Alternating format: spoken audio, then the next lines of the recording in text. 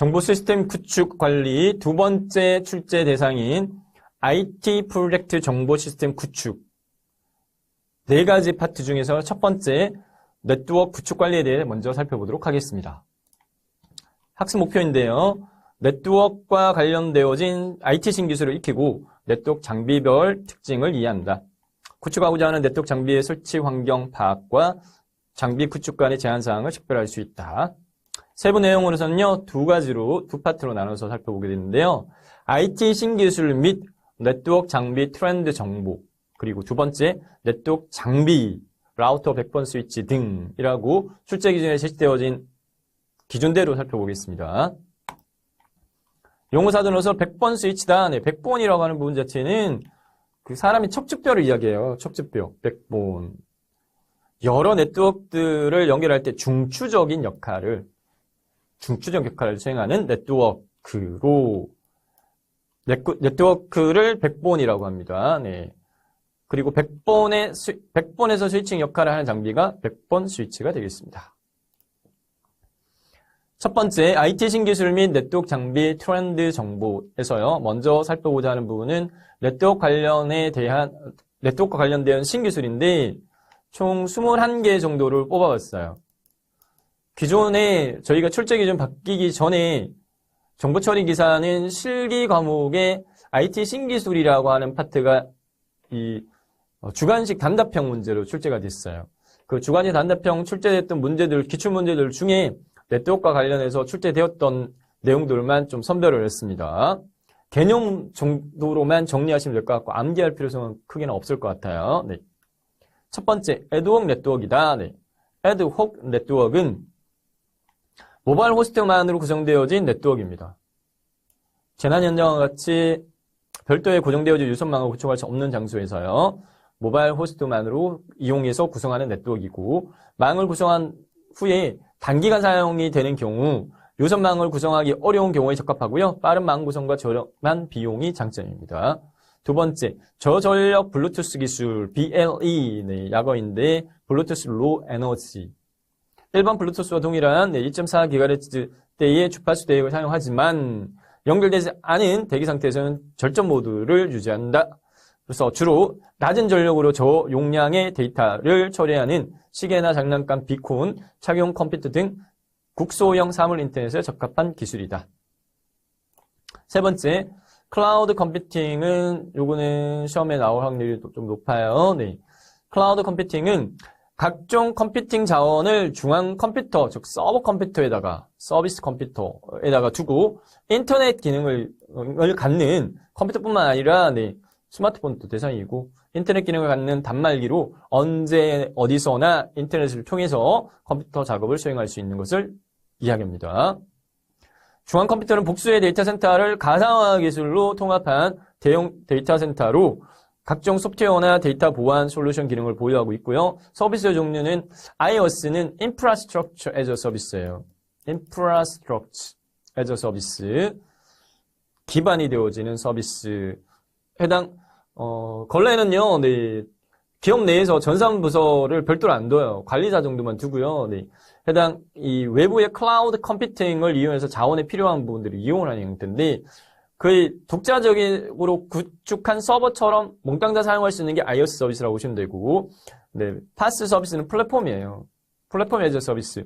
개발 환경에 대한 제약사항이 있을 때 제공하는 업체마다 해당 그 자바 중심적으로 서비스 제공하는 업체가 있는가 하면 단넷 중심적으로 제공하는 업체들이 있잖아요. 그런 경우에는 해당 자바 중심적으로 플랫폼을 제공하는 경우에는 자바 프로그램 언어로만 개발할 수가 있어요. 네. 그래서 플랫폼 에저 서비스고 소프트웨어 에저 서비스는 일반 사용자들이 많이 접하는 네. 웹브라우저만으로도 해당 사이트에 접속해가지고 브라우저 안에서요 어떤 소프트웨어적인 작업을 수행할 수 있는 거. 네, 구글의 드라이브 내에 구글 워드나 구글 네, 해당 프레젠테이션이라든지 또는 뭐 네이버 양식 있죠. 네이버 오피스 그런 것들이 소프트웨어 에저 서비스에 해당되었습니다. 다 클라우드 단에서 서비스가 되어진다. 서버 단에서. 지리정보 시스템은 지오그래픽 인포메이션 시스템 약어로 지하했습니다. 네. 지리적인 자료를 수집, 분석, 출력할 수 있는 컴퓨터 응용 시스템으로 위성을 이용해서 모든 사물의 위치 정보를 제공한다. 이 정도로만 하고 넘어갈게요. 다섯 번째, 지능형 초연결이다. 네. 과학기술정보통신부 주관으로 추진 중인 사업인데 스마트 시티나 스마트 스테이션 등 4차 산업혁명 시대에 맞아서 새로운 변화에 따라 급격하게 증가하는 데이터 트래픽을 효과적으로 수행하기 위해서 시행되는 정부 주관의 사업으로 기존의 초고속 통신망, 광대역 통신망, BCN, 광대역 융합망을 잇는 중장기의 네트워크 발전 전략이 되겠다. 여섯 번째, 네, M2M, M2M은요, 네, 머신과 머신 간이 말입니다. 네, 사물통신. 신기술이고요. 네, 무선 통신을 이용해서요, 기계와 기계 사이의 통신이 이루어지는 것. 일례로, 네, 버스 운행 시스템이라든가 이런 거 있잖아요. 네, 버스 터미널에서, 이거 버스가 지금 이제 어디에 오고 있는가, 그 정류장하고 버스 간에 통신이 이루어져서, 지금 몇 정거장 전에 오고 있다. 그렇게, 네. 이해하시면 쉬울 것 같고, 그 외에 변압기 원격 감시라든지 전기, 가스, 원격 검침 등, 무선으로요, 통합하여 상호작용하는 통신이다. 이 정도로만 정리하겠습니다. IoT가 요즘 많이, 네, 거론되어지고 있는 용어이기 때문에 시험에 나올 가능성도 높은 파트입니다. Internet of Things죠. 네. 사물 인터넷입니다. 사물 인터넷. 정보통신 기술을 기반으로 실생활 가상세계의 다양한 사물들 간의 통신이 M2M이었는데, 이 IoT는 뭘 기반으로? 인터넷망을 이용해서요. 서로 연결하여 진보된 서비스를 제공하기 위한 서비스 기반 기술이다. 사물과 사물 간의 지증통신을 할 수 있는 M2M의 개념을 인터넷으로 확장한 거다. 그리고 해당 이 IoT의 이용 대상 자체는 사람과 사물과 사물 등 해당 모든 대상을 다 포함한다. 이 정도로만 개념 정리하겠습니다. 여덟 번째, 메쉬 네트워크이다. 네, 메쉬 네트워크는 차세대 인터넷 통신, 차세대 이동통신, 홈 네트워킹, 공공안전 등 특수 목적을 위한 새로운 방식의 네트워크 기술로 대규모 디바이스의 네트워크 생성에 최적화한 거다. 무선 랜의 한계를 극복하기 위해서 라우터들을 기지국으로 활용했다라는 특징이 있고요. 모든 구간들을 동일한 무선망처럼 구성을 했다. 이 정도로 정리하겠습니다. 그리고 모바일 컴퓨팅은 모바일 이용해가지고 해당 컴퓨팅 작업을 하는 것을 이야기합니다. 휴대용 기기로 이동하면서 자유로운 네트워크에 접속해서 업무를 수행할 수 있는 환경 넘어갈게요. 열 번째, 모바일 클라우드 컴퓨팅은 모바일 컴퓨팅, 클라우드 컴퓨팅을 합친 거라고 보시면 되겠죠. 네. 클라우드 서비스를 이용을 하는데 모바일 기기로 클라우드 컴퓨팅 인프라를 구성을 해서 여러 가지 정보와 자원을 공유하는 기술이다. 모바일 이동성과 클라우드 컴퓨팅의 경제성을 결합한 거다. 이렇게 정리하겠습니다. 다음 MDN인데요. Named Data Networking. 데이터 이름을 붙였다. 콘텐츠 자체의 정보와 라우트 기능만으로 데이터 전송을 수행할 수 있는 기술이다. 기존의 네트워크망에서는 해당 패킷 단위별로 쪼개가지고 그 패킷에 다시 이 패킷은 어디에서 출발했고 목적지는 어디다라고 하는 IP 헤드 정보값들이 붙죠. 기존의 IP망을 대체할 새로운 인터넷 아키텍처로 떠오르고 있다. 이 정도로만 정리할까요? 네. 해시 테이블 기반으로 P2P 시스템과 같이 콘텐츠에 담겨있는 정보와 라우터 기능만으로 목적지를 설정할 수 있다. 옛날에는 이 P2P도 개념 문제로 나오긴 했는데 피어2피어 같은 경우에는 해당 컴퓨터가 서버 역할도 하고 클라이언트 역할도 하는 거가 P2P라고 보시면 돼요. 네. 근데 해당 찾아가는 방식 자체가 주소 기반이 아니라 컨텐츠 자체의 정보와 라우트 기능만으로 데이터 전송을 수행하는 거 NDN Named Data Network. 다음 네트워크 슬라이싱 쪼갠다는 말이에요. 슬라이싱 분리한다는 말입니다. 네. 3GPP는요, 3세대 Third Generation Partner Project로 이동통신 관련 국제 표준을 위해서 각국의 통신 관련된 기관이 참여하는 기술 협력 기구이고요. 3GPP를 포함한 여러 글로벌 이동통신 표준화 단체가 선정한 5G 핵심 기술 5G, IMT 2020의 핵심 기술이다. 네트워크에서요, 하나의 물리적 코어 네트워크 인프라를 다수의 가상 네트워크로 슬라이싱한다, 분리한다. 를 특징으로 삼는다. 이렇게 정리하면 좋을 것 같아요. 다음, NFC는 어느 정도 일상에서 저희가 접하는 용어죠. 네. 건그리 무선 통신, Near Field Communication. 주로 모바일 결제 파트에서 이제 활용이 되어지고 있는데, 고주파를 이용한 건거리 무선 통신 기술이고요. RFID의 일종인데, RFID라고 하는 부분 자체는 Radio Frequency Identification, 네, 사물에 전자 태그를 부착해서 무선 통신을 이용해서 사물과 주변 정보 간에 감지하는 센서 기술, 네, RFID 부분입니다. 네. RFID 기술의 일종인데 13.56MHz 주파수를 이용해서요, 네, 10cm 내에 최고 424kbps 속도로 데이터 전송이 가능하고 주로 모바일 기기 결제에 주로 이용되어진다. 이렇게 정리하겠습니다. 다음 NGN Next Generation Network이다. 차세대 통신망의 약어입니다. 네, Next Generation Network. ITUT 국제전기통신연합위원회에서 개발하고 있는 유선망 기반의 차세대 통신망인데 유선망뿐만 아니라 유선요, 무선 반대 유선망뿐만 아니라 이동 사용자를 목표로 해서요, 이동통신에서 제공하는 완전한 이동성 제공을 목표로 개발되고 있습니다. 다음, 피코넷. 여러 개의 독립되어진 통신 장치가 블루투스, 건거리 무선 통신, 블루투스 기술이나 UWB 라건데, 네, 울트라 와이드 밴드요, 초광대역 통신 기술 이용을 해서 통신망을 형성하는 무선 네트워크 기술이다. 네. 네트워크를 구성하는 장비 간에 사전에 네트워크의 정의와 계획 없이 상황에 따라서 조정 프로토콜에 의해서 마스터와 슬레이브의 역할을 하면서 네트워크를 형성한다. 네. 뭐 마스터 슬레이브라든지 이러한 특징이 포함되어진 게 피코넷을 설명하고 있는 문구입니다.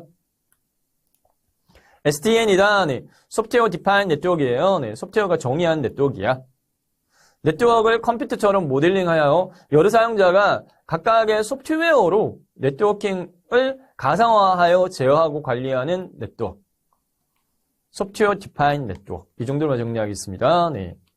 다음, SON, Self Organizing Network, 자동 구성 네트워크. 주변 상황에 맞추어 스스로 망을 구성하는 네트워크이야. 이 정도로 할게요. USN, Ubiquitous Sense Network요. 요거는 시험 나올 확률이 약간 높아요. 네. Ubiquitous Sense Network은 각종 센서라는 키워드 기억하시면 좋을 것 같고, 각종 센서로 수집한 정보를 무선으로 수집할 수 있도록 구성한 네트워크이야. 네. 필요한 모든 곳에 대신 이제 RFID 태그를 부착하여 이를 통해 가지고 사물의 인식 정보 및 주변 환경까지 탐지해서 네트워크에 연결하여 정보를 관리한다. 다음, UWB는 앞서서 간단하게 먼저 했어요. 네, 울트라 와이드 밴드, 초광대역을 뜻하고요. 짧은 거리에서 많은 양의 데이터를 낮은 전력으로 전송하기 위한 무선 기술로 무선 디지털 펄스라고도 하고 블루투스와 비교되는 기술이다. 그리고 WBAN, 네, 야광입니다. 네, 와이어리스 선이 없다고요. 무선 바디 에어리어 네트워크이다. 네. 웨어러블은 입을 수 있는 거잖아요. 입는, 네. 웨어러블 또는 몸에 씹는 형태의 센서나 기기를 무선으로 연결하는 개인 영역 네트워크 기술이다. 이렇게 정리하겠습니다. 네. 다음, Y선 마지막입니다. 네, Y선은 스마트 그리드라는 부분은 네, 전기 생산부터 소비까지 전 과정의 정보통신 기술을 접목해서 에너지 효율성을 높이는 지능형의 전력망 시스템을 스마트 그리드라고 하는데, 스마트 그리드와 같은 장거리 무선 통신을 필요로 하는 사물 인터넷 서비스를 위한 저전력 장거리 통신 기술이다. 이렇게만 정리하겠습니다. 간단하게 퀴즈 몇 개만 풀고 넘어갈게요. 다음 중 사물 인터넷에 대한 설명으로 옳지 않은 거. 네, 사물 인터넷은 IoT라고도 한다. 네, 인터넷 오브 띵스 맞죠? 스마트 센싱 기술과 무선 통신 기술을 융합하여 실시간으로 데이터를 주고받는 기술이야. 오케이. 3월 인터넷 기반 서비스는 개방형 아키텍처를 필요로 하기 때문에 정보 공유에 대한 부작용을 최소화하기 위해서 정보 보안 기술의 적용이 중요하다. 네, 그렇습니다. 사물들이 다 인터넷망으로 연결되어지니까 이제 해킹이라든지 이런 것들을 통해 가지고 CCTV를 통해서 외부 사람들이 보면서 네, 해당 개인 사생활 침해라든지 이런 것들이 발생할 수도 있기 때문에 정보 보안 기술에 대한 중요성이 더 높아질 겁니다. 사람을 제외한 사물과 공간, 데이터 등을 인터넷으로 연결해주는 무선 통신 기술을 의미한다가 틀렸는데 왜 틀렸느냐? 네. 사람을 제외한이라는 부분이 틀렸어요. 사람을 포함해서요. 사물과 공간, 데이터 네, 포괄적으로 모든 걸 연결한다. 다음에 설명하는 용어로 올바른 것은 모든 사물에 부착한 RFID 태거나 센서를 통해서 탐지된 사물의 인식 정보는 물론이고 주변의 온도, 섭도, 위치 정보, 압력 등과 같은 환경 정보를 실시간으로 네트워크와 연결하여 수집하여 관리하는 네트워크 시스템이야. 여기서 키포인트는 센서를 키포인트로 잡아서 네, 보기 항목에서 골라보면은 유비쿼터스 센서 네트워크 1번이 정답입니다. 네. USA는 유비쿼터스 센서 네트워크의 약어예요. 각종 센서로 수집한 정보를 무선으로 수집할 수 있도록 구성한 네트워크망이 되어 있고 GIS는 지리정보 시스템, 네. NFC는 건거리 데이터 통신, 네. M2N은 사물 통신. 다음 파트로 네트워크 장비, 라우터, 백본 스위치 등에 대한 파트인데 라우터 부분은 최적의 경로를 배정하는 역할을 담당하는 네트워크 장비였죠. 네. 저희가 네트워크 7계층이나 이런 파트에서 많이 언급이 되었기 때문에 이 파트에서는 제가 백본 스위치 중심적으로 좀 더 내용을 정리해 드리도록 하겠고 해당 네트워크 7레이어나 이런 파트에 설명 안 됐던 어떤 개념적인 측면에서 토폴로지, 물리적 네트워크망이나 네트워크 종류를 추가적으로 더 설명을 드리도록 하겠습니다. 기출문제에 나왔던 거 우선 네, 놓치지 않게 위해서 뽑았어요. 먼저 살펴보고자 하는 건 토폴로지인데요. 네, 네트워크 설치 구조입니다. 이 토폴로지라는 것은 물리적 구조를 뜻한 겁니다. 네, 물리적 구조. 네트워크의 물리적 구조. 종류가 5가지가 있는데요. 네, 특징 위주로 네, 종류 고를 수 있으면 돼요. 스타형이다. 얘는 이제 한글로 하면 성형이다. 별형요. 별묘처럼 돼 있어요. 네. 중간에 허브 또는 컴퓨터가 배치되어지고요. 네. 중간에 있는 얘가요. 다른 거하고 연결되어지는 가지가 이렇게 뻗어나가 이렇게 빛이 이렇게 발사하는 것처럼 허브의 모든 노드를 직접 연결하는 일반적 방법이야. 네. 일반 가정에서 이 방법 사용할 겁니다. 문제 파악과 수리가 쉽지만 중앙에 있는 허브 또는 공유기가 고장이 나버리면 전체 네트워크가 마비될 수 있다라고 하는 단점이 있고요. 버스형은요, 일상생활에서 버스를 생각하시면 돼요. 해당 도를 타고요, 각 터미널, 정류장 단위별로 사람이 태우고 가서 내리고, 이렇게, 네. 처럼 모든 네트워크 노드를 하나의 주 간선 케이블로 연결을 했고, 케이블에 종단장치가 있다. 이렇게. 해당 형태는 버스 노선이라고 생각하시면 돼요. 네. 다음, 링형입니다. 고리형요. 네. 모든 컴퓨터들이 하나의 링으로 연결되어진 형태예요. 통신의 제어가 간단하고요. 신뢰성이 높지만 문제가 발생했을 때 얘는요. 단방향으로만 이렇게 이쪽 방향이나 이쪽 방향으로만 이렇게 동시에 양방향으로 보낼 수는 없어요. 근데 중간에 연결 지점이 끊어져 버리게 되면 해당 이제 이쪽으로 갈 수 있는 길이 없어져 버리는 거죠. 이렇게만 갈 수 있는 거죠. 네. A라는 컴퓨터에서 B라는 컴퓨터로 갈 수 있는 게. 문제 파악과 유주 보수가 약간 어렵다. 단점이고요. 트리형은요. 네. 일반적으로 기업체는 이 트리망을 사용하는 편입니다. 하나의 컴퓨터와 네트워크를 연결해서 확장하는 형태. 네. 사무실이 이쪽 사무실 이렇게 돼 있다면 외부에서 들어오는 회선에서요. 네, 1층 사무실 내에 다시 허브 장치에서 다시 컴퓨터로, 다시 2층 허브 장치에서 다시 컴퓨터로 이렇게 네. 하나의 컴퓨터에서 네트워크를 연결하여 확장하는 형태. 네트워크 구축은 쉬우나 확장이 많을 경우에 트래픽이 네, 과중 많이 발생할 수 있다는 게 단점입니다. 마지막으로 망형입니다. 네. 링형을 개선한 거예요. 링형은 하나씩만 연결됐지만 네트워크상의 노드라고 하는 부분은 네트워크에 연결된 컴퓨터를 노드라는 표현을 씁니다. 해당 네트워크에 연결된 컴퓨터들이 서로 각각 다 1대1로 다 연결되어지는 방식. 그래서 특정 노드에 문제가 발생해도 다양한 우회 경로가 많이 생길 수 있어서 네, 전송이 가능하다. 하지만 구축 비용이 많이 발생하는 단점은 있어요. 다음 네트워크에 대한 분류입니다. 네, 네트워크의 분류는 이 서비스 지역 단위별로 분류할 때 일반적으로 세 가지로 이렇게 분류를 합니다. 네, 건거리 통신망 LAN입니다. 로컬 에리어 네트워크. 회사나 학교, 연구실과 같이 비교적 가까운 거리에 있는 컴퓨터 네, 또는 프린터 간 자원을 연결하여 구성을 한다. 주로 자원 공유 목적으로 사용이 되어지고 네, 건거리 통신망에는 주로 버스형과 링 구조가 사용되어진다. 다음 대도시망이다. 네, 맨이라고 이야기하는데 메트로폴리탄 에리어 네트워크의 약어입니다. 네, 건거리 통신망이 모여서요 대도시 규모로 연결되어진 게 맨이고요. 마지막으로 광대형 통신망 이거는 이제 이 규모에 따른 분류를 세 가지로 할 때 마지막 광대형 통신망은 와이드 에어리어 네트워크망이에요. 네, 국가와 국가 혹은 대륙과 대륙 간 멀리 떨어져 있는 어떤 연결을 하는 방식이다 이렇게 보시면 될 것 같고요. 거리가 머니까 통신 속도가 느려지고 에러 발생률이 높을 수는 있겠죠. 부가가치 통신망은 시험에 자주 나왔기 때문에 추가시켜서 설명을 드립니다. 부가가치, value를 added 했다. 한 네트워크망이다. 네, 그래서 VAN이라는 용어를 씁니다. VAN. 통신사업자의 회선을 임차하여 단순한 전송 기능 이상의 부가적인 가치를 부여한 데이터 등 복합 서비스를 제공을 한다. 이렇게 특징 지을 수 있겠습니다. 다음 스위치요. 네, 스위치에 대해서 좀 더 살펴보면요. 스위치의 분류는요. 자, 앞단에 저희가 네트워크 7레이어 할 때 스위치는 2단계에서 역할을 담당을 했고요. 네, 어떤 랜과 랜을 연결을 해주는 역할을 한다. 네, 라고 했었습니다. 네, 그래서 보다 큰 랜을 만드는 장치야. OSI 계층에서는 스위치는 어디에 해당되어져? 그러면 2계층이라고 했는데 이 스위치를 좀 더 세분화시키면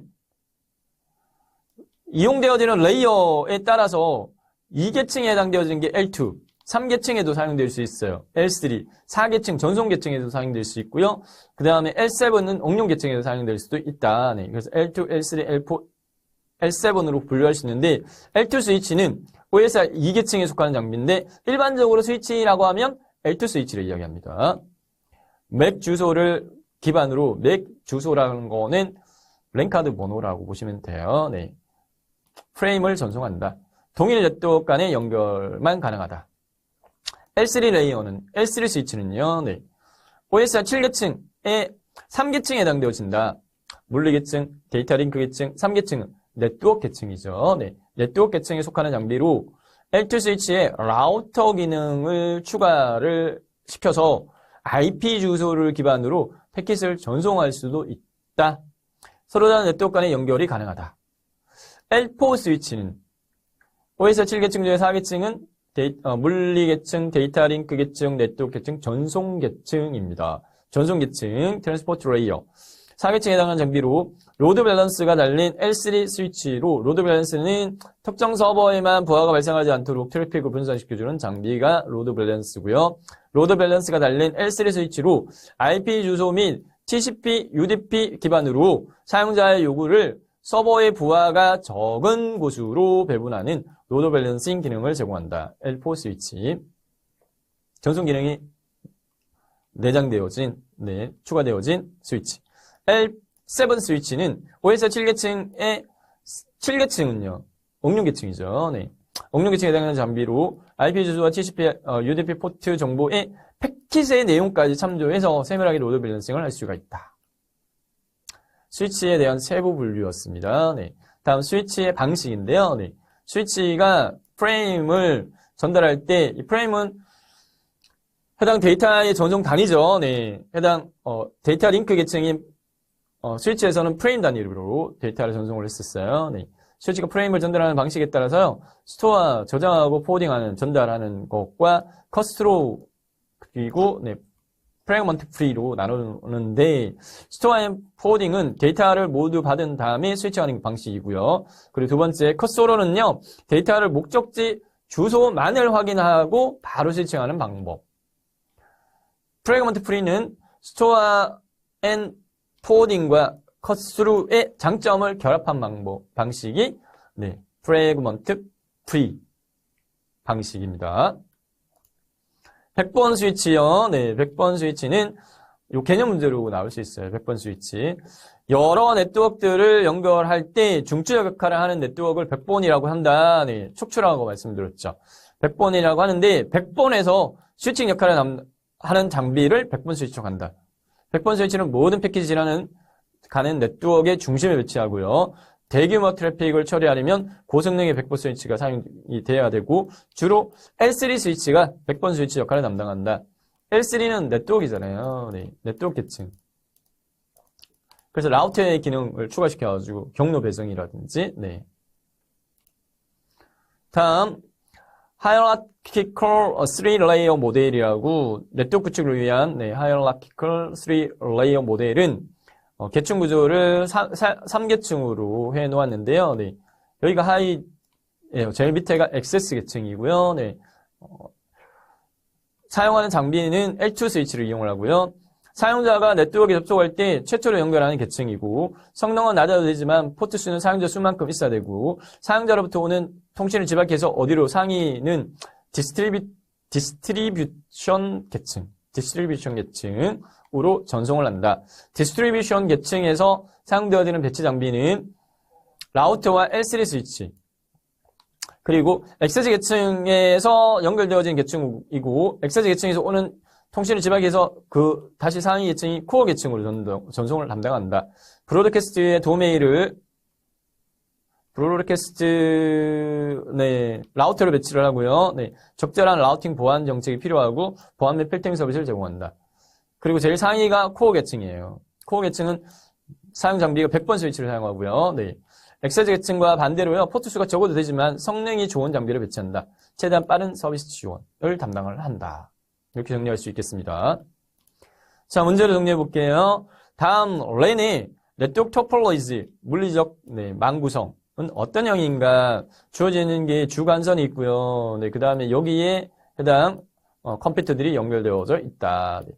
일상생활에서 버스 노선도의 해당 정류장별 타고 내리고 이렇게 하는 것처럼 개념 잡으면 쉽게 고를 수 있는 문제 버스형입니다.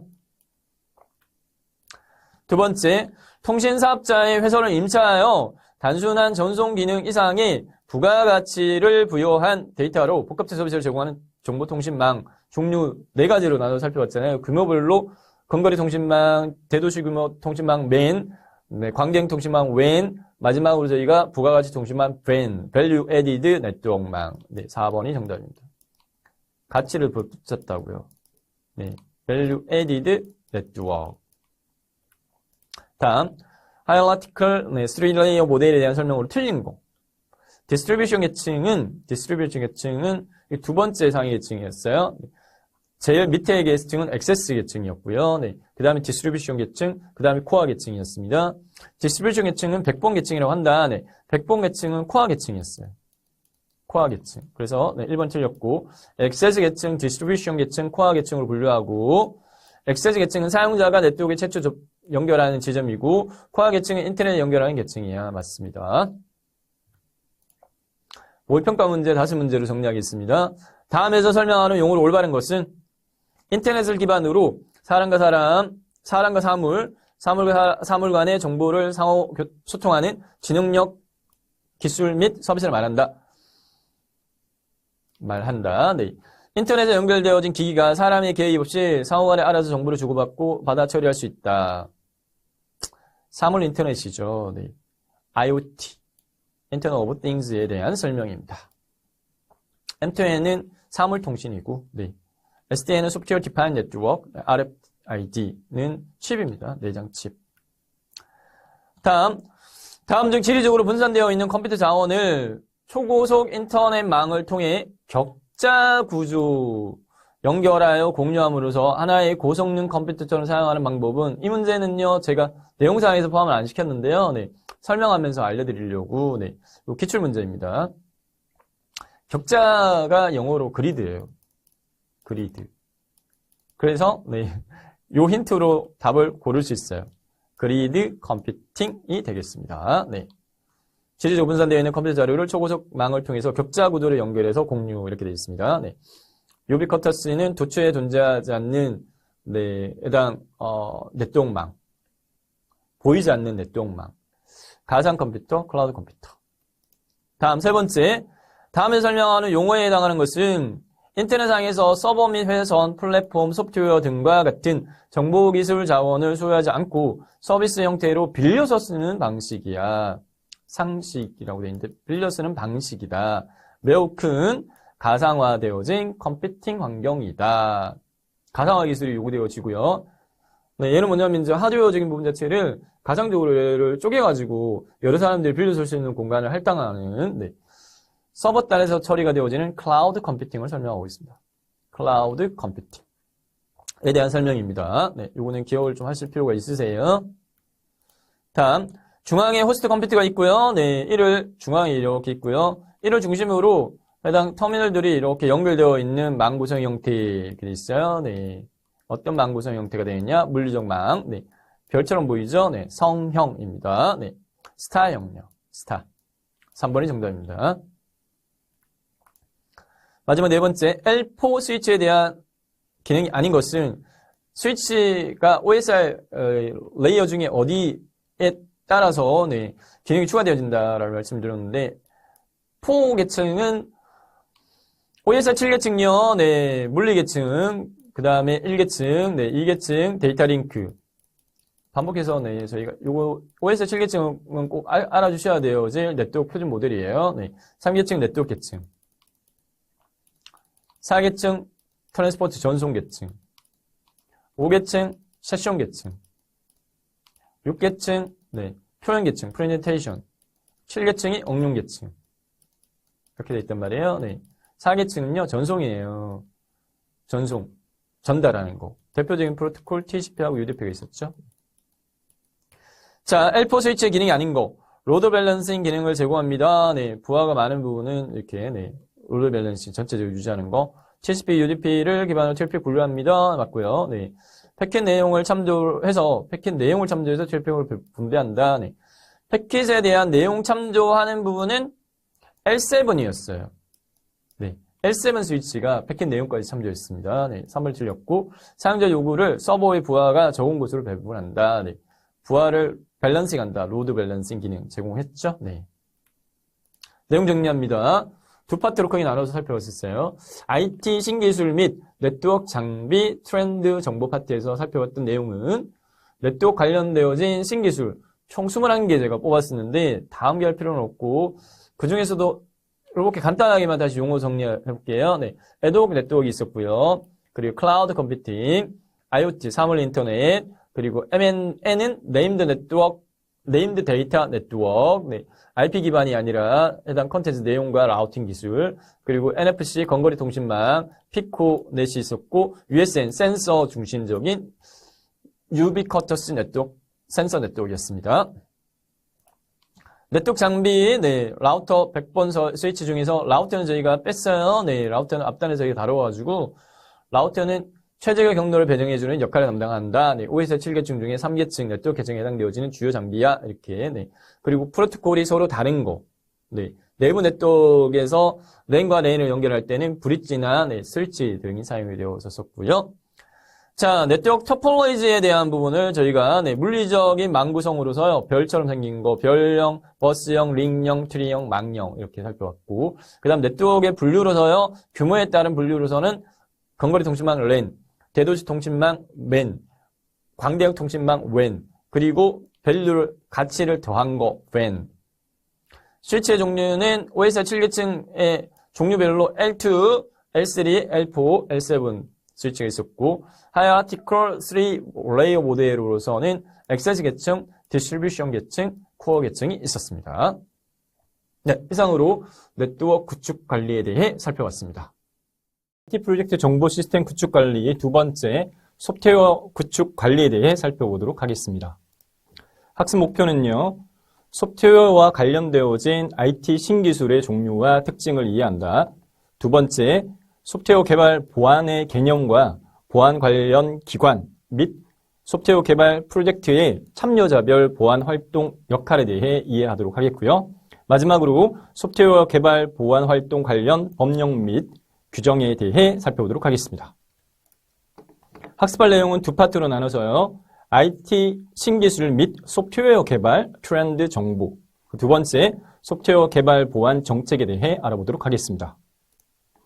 용어사전으로서는 소프트웨어 개발 보안 정책이란 소프트웨어의 개발 과정에서 발생할 수 있는 보안에 대한 취약점을 최소화하여 보안의 위협으로부터 안전한 소프트웨어를 개발하기 위한 일련의 보안 활동이다 라고 정의할 수 있겠습니다.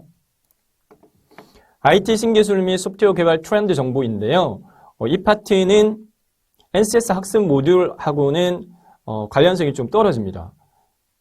시험 출제 기관에서 출제 기준에 추가시킨 내용인데 기존의 정보 처리 기사 실기 파트에 IT 신기술이라는 용어를 물었거든요. 그 부분에 대한 기출 문제로 활용하고자 추가시킨 거라고 이해가 되어지고 기존에 출제되었던 문제의 용어 위주로 정리해 보도록 하겠습니다. 소프트웨어 관련 신기술인데요. 총 20개 정리할게요. 첫 번째, 인공지능. 시험에 나올 확률이 높습니다. 자주 사용하는 용어들이니까요. 인공지능이란 컴퓨터 스스로 인간의 두뇌와 같이 추론, 학습, 판단 등 인간 지능적인 작업을 수행할 수 있는 시스템이다 라고 정의할 수 있겠고요. 인공지능의 응용 분야에는 신경망이나 퍼지라는 부분 자체는 인간의 말이나 의미, 사고, 측정에 대한 본질적 포함되어 있는 애매모호한 함을 수학적으로 다루는 이론이 퍼지 이론이 되겠고, 그리고 패턴 인식, 전문가 시스템, 자연어 인식, 이미지 처리, 컴퓨터 시각, 로봇공학 등에 응용되어지고 있고, 인공지능을 개발하는 프로그래밍 랭귀지로서는 리스프와 프롤로그 등이 있겠습니다. 우선 개념 정리 중심적으로 문제가 나왔을 때 용어를 고를 수 있는 정도로 학습하시면 돼요. 두 번째, 증강현실. 증강현실도 시험에 나올 확률이 높습니다. Augmented Reality입니다. 리얼리티에다가 덧붙였다고요. 증강. 가상현실은 상대적인 용어인데 가상현실이라는 Virtual Reality입니다. 실제 존재하지 않는 거죠. 이미지나 주변 환경, 채색 등 모두가 가상적인 이미지로 만들어진 것인데에 비해서 이 증강현실이라는 것은 뭘 베이스로 했다? 현실을 베이스로 한 겁니다. 실제 있는 것을 베이스로, 즉 기반으로 해서요. 거기에다가 정보를 추가해서 제공하는 기술이 되겠고 대표적인 게임 있죠.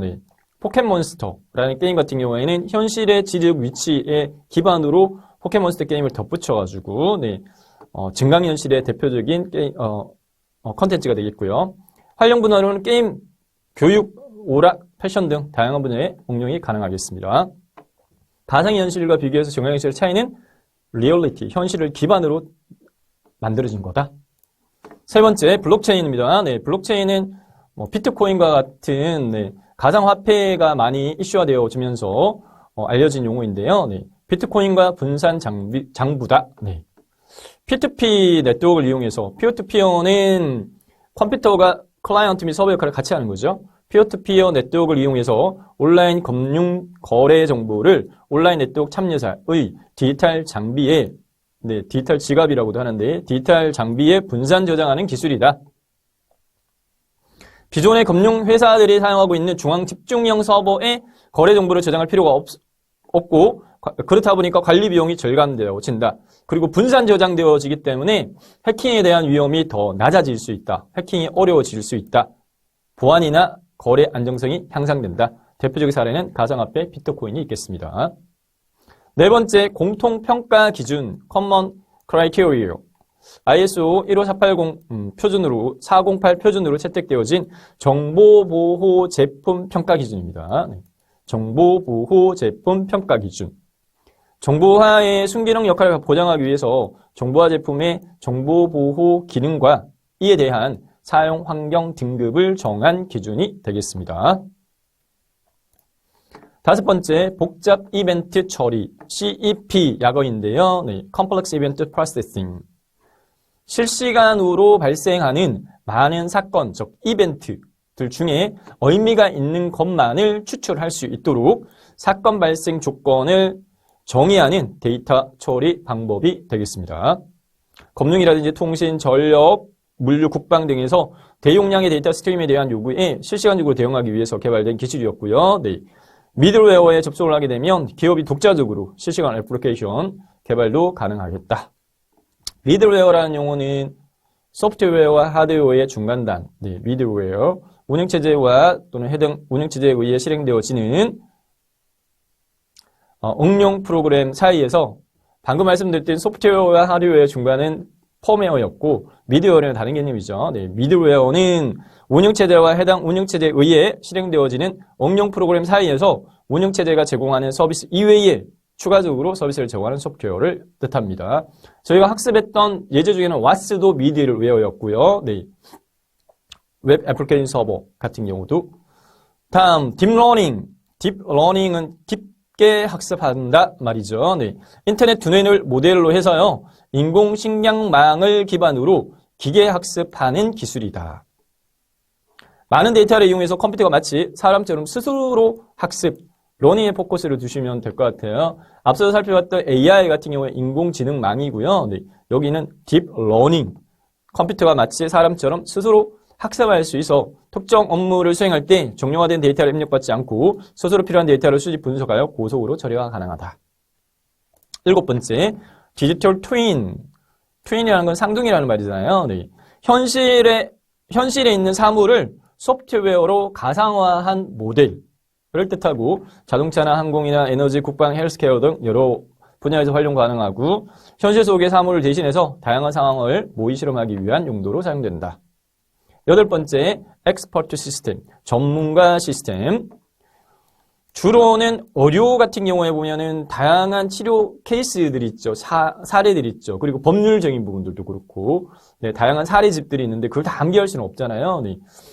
의료 진단 등과 같이 특정 분야의 전문가가 수행하는 고도의 업무를 지원입니다. 서포트하기 위한 컴퓨터 응용 프로그램이 되겠고요. 인간의 지적 활동과 경험을 통해서 축적되어진 전문가의 지식과 전문가에 의해 정의되어진 추론 규칙을 활용해서 결정하거나 문제를 해결할 때 서포트, 도움을 받을 수 있는 시스템이 되겠습니다. 다음 9번째, 그레이웨어입니다. 네, 웨어라는 건 장치, 소프트웨어, 하드웨어. 네, 그레이웨어라는 부분은 회색 장치. 네, 소프트웨어 개념인데요. 네, 소프트웨어를 제공하는 입장에서는 악의적이지 않은 거야. 네, 정상적인 소프트웨어야 라고 주장할 수 있지만 사용하는 사용자 입장에서는 이게 유용한 프로그램일 수도 있고 그렇지 않고 악의적일 수도 있다.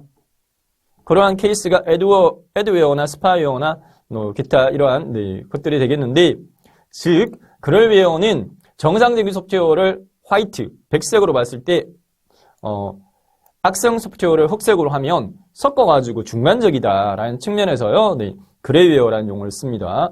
즉 어떤 사람 입장에서는 이게 유용할 수도 있고 어떤 사람 입장에서는 악의적인 어떠한 소프트웨어가 될 수도 있다라고 분류할 수 있는 거, 네, 중간적 성격의 소프트웨어. 다음 해시입니다. 해시는 임의의 길이의 입력 데이터나 메시지를 고정된 길이의 값이나 키로 변환한다. 암호 알고리즘 종류 중에서도 보면 해시라는 게 있었는데 실제 이 해시 알고리즘은요 복구화가 안 돼요. 네, 그렇기 때문에 궁극적인 목적 자체는 이 해시는 무결성 검정을 위한 방법으로 사용되었습니다. 무슨 말이냐? 네, 해당 데이터를 전송하는 과정에서 A가 B한테 보냈는데 그 과정상에 어떤 변경이 있다 없다 적인 부분을 체킹할 수 있는 용도로 사용이 되어집니다. 네, 그래서 얘는 대칭 및 비대칭 암호화 기법하고 같이 사용이 되어져서요. 네, 전자화폐나 전자서명 등 다양한 방면에서 활용되고 있다. 다음 메시업입니다. 네, 메시업 같은 경우에도 요거도 시험에 나올 확률이 조금 높습니다. 네, 메시업은 개념이 웹에서 제공하는 정보나 서비스를 이용을 해서 새로운 소프트웨어나 서비스, 데이터베이스 등을 만드는 기술이다. 예를 보면 구글 맵스, 구글 지도 있죠. 그 구글 지도 해당 그 DB에 추가적인 부동산 매물 정보를 추가 결합해가지고 네, 새로운 어떤 데이터베이스를 만든 얘가 구글 하우징 맵이 되겠는데요. 다수의 정보원이 제공하는 컨텐츠를 조합해서요, 새로 만드는 게 아니라 하나의 새로운 서비스로 제공하는 웹사이트 또는 애플리케이션을 뜻합니다. 12번째, 오픈 그리드 서비스 아키텍처, OGSA. 네. 오픈 그리드 서비스 아키텍처. 애플리케이션 공유를 위한 웹 서비스를 그리드 상에서 제공하기 위해 만든 개방형 표준이다. 이 그리드라고 하는 부분은 격자를 이야기하는 거죠. 네. 한 번에 한 한 번에 한 곳만 연결할 수 있던 기존의 웹과는 달리 동시에 여러 곳에 연결할 수 있는 인터넷망 구조를 그리드라고 이야기를 합니다. 그래서요, 이 OGSA 같은 경우에는 IBM을 비롯한 수백 개의 기업이 회원으로 가입하고 있는 글로벌 그리드 포럼이 개발을 주도하고 있고 웹 서비스 표준을 적극적으로 따르고 기존의 웹 개발 툴들을 그대로 사용 가능하다라고 하는 특징도 있습니다. 13번째, 개인정보 강화 기술 PET, 야건대 Privacy Enhancing Technology, 개인정보를 인핸싱하는 기술. 걸레에 심각하게 위험이 대두되고 있는 개인정보에 대한 침해 위험을 관리하기 위한 핵심 기술이다. 암호화나 익명화 등 개인정보를 보호하는 기술에서 사용자가 직접 개인정보를 통제하기 위한 기술까지 다양한 사용자 프라이버시 보호 기술을 통칭, 전체 아울러서 지칭합니다. 14번 개인정보 역량평가제도 PAI, Privacy Impact Assessment, 개인정보 역량평가제도 PAI, PIA요, PIA, Privacy Impact Assessment. 개인정보 활용하는 새로운 정보 시스템의 도입 및 기존의 정보 시스템의 중요한 변경이 이루어질 때 시스템의 구축 운영 및 운영이 기업의 고객은 물론 국민의 사생활에 미칠 영향에 대해서 미리 조사, 분석, 평가하는 제도가 되겠습니다. 평가제도가 됩니다. 개인정보 영향이 미치는 게 어느 정도인가. 15번째, 양자 암호화 분배입니다. 양자 퀀텀 키 디스트리뷰션인데요. 양자 통신을 위한 비밀키의 분배 관리 기술이다. 양자라는 부분은 물리학에서 상호작용에 관련되어진 모든 물리적 독립체의 최소 단위가 된다.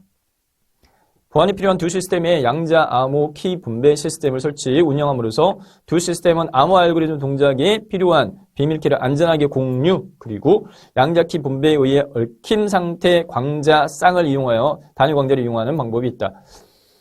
해당 키 자체에 양자라고 하는 키워드가 있으면 고를 수 있는 정도로 익혀 놓으시면 될 것 같아요.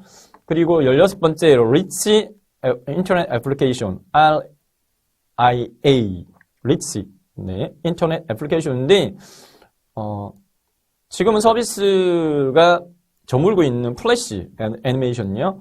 플래시 애니메이션과 웹서버 애플리케이션 기술을 통합해서요. 기존의 HTML보다 보다 역동적으로 다이나믹한, 인터랙티브한 웹페이지를 제공하는 개념의 웹페이지 제작 기술이 리치 인터넷 애플리케이션이 되겠습니다. 시멘틱 웹, 시험에 나올 확률이 높아요.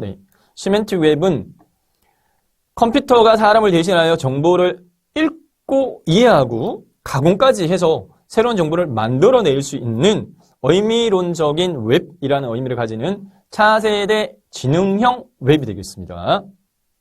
이렇게 정리할게요.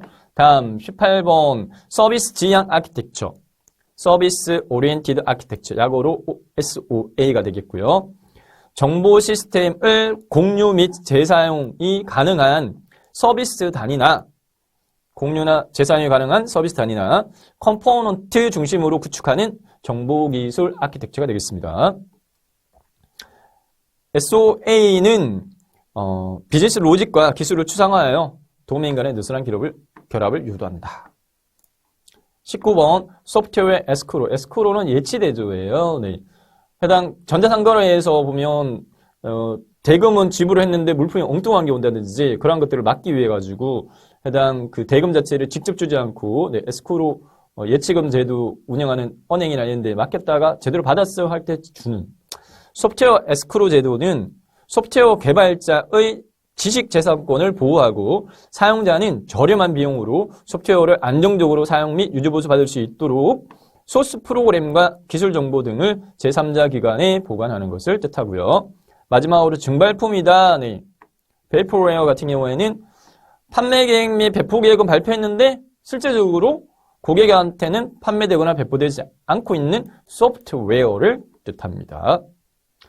자, 빠르게 20개 해당 용어별 문구 정리해 봤는데요. 시험 문제에 퀴즈로 정리해 볼게요.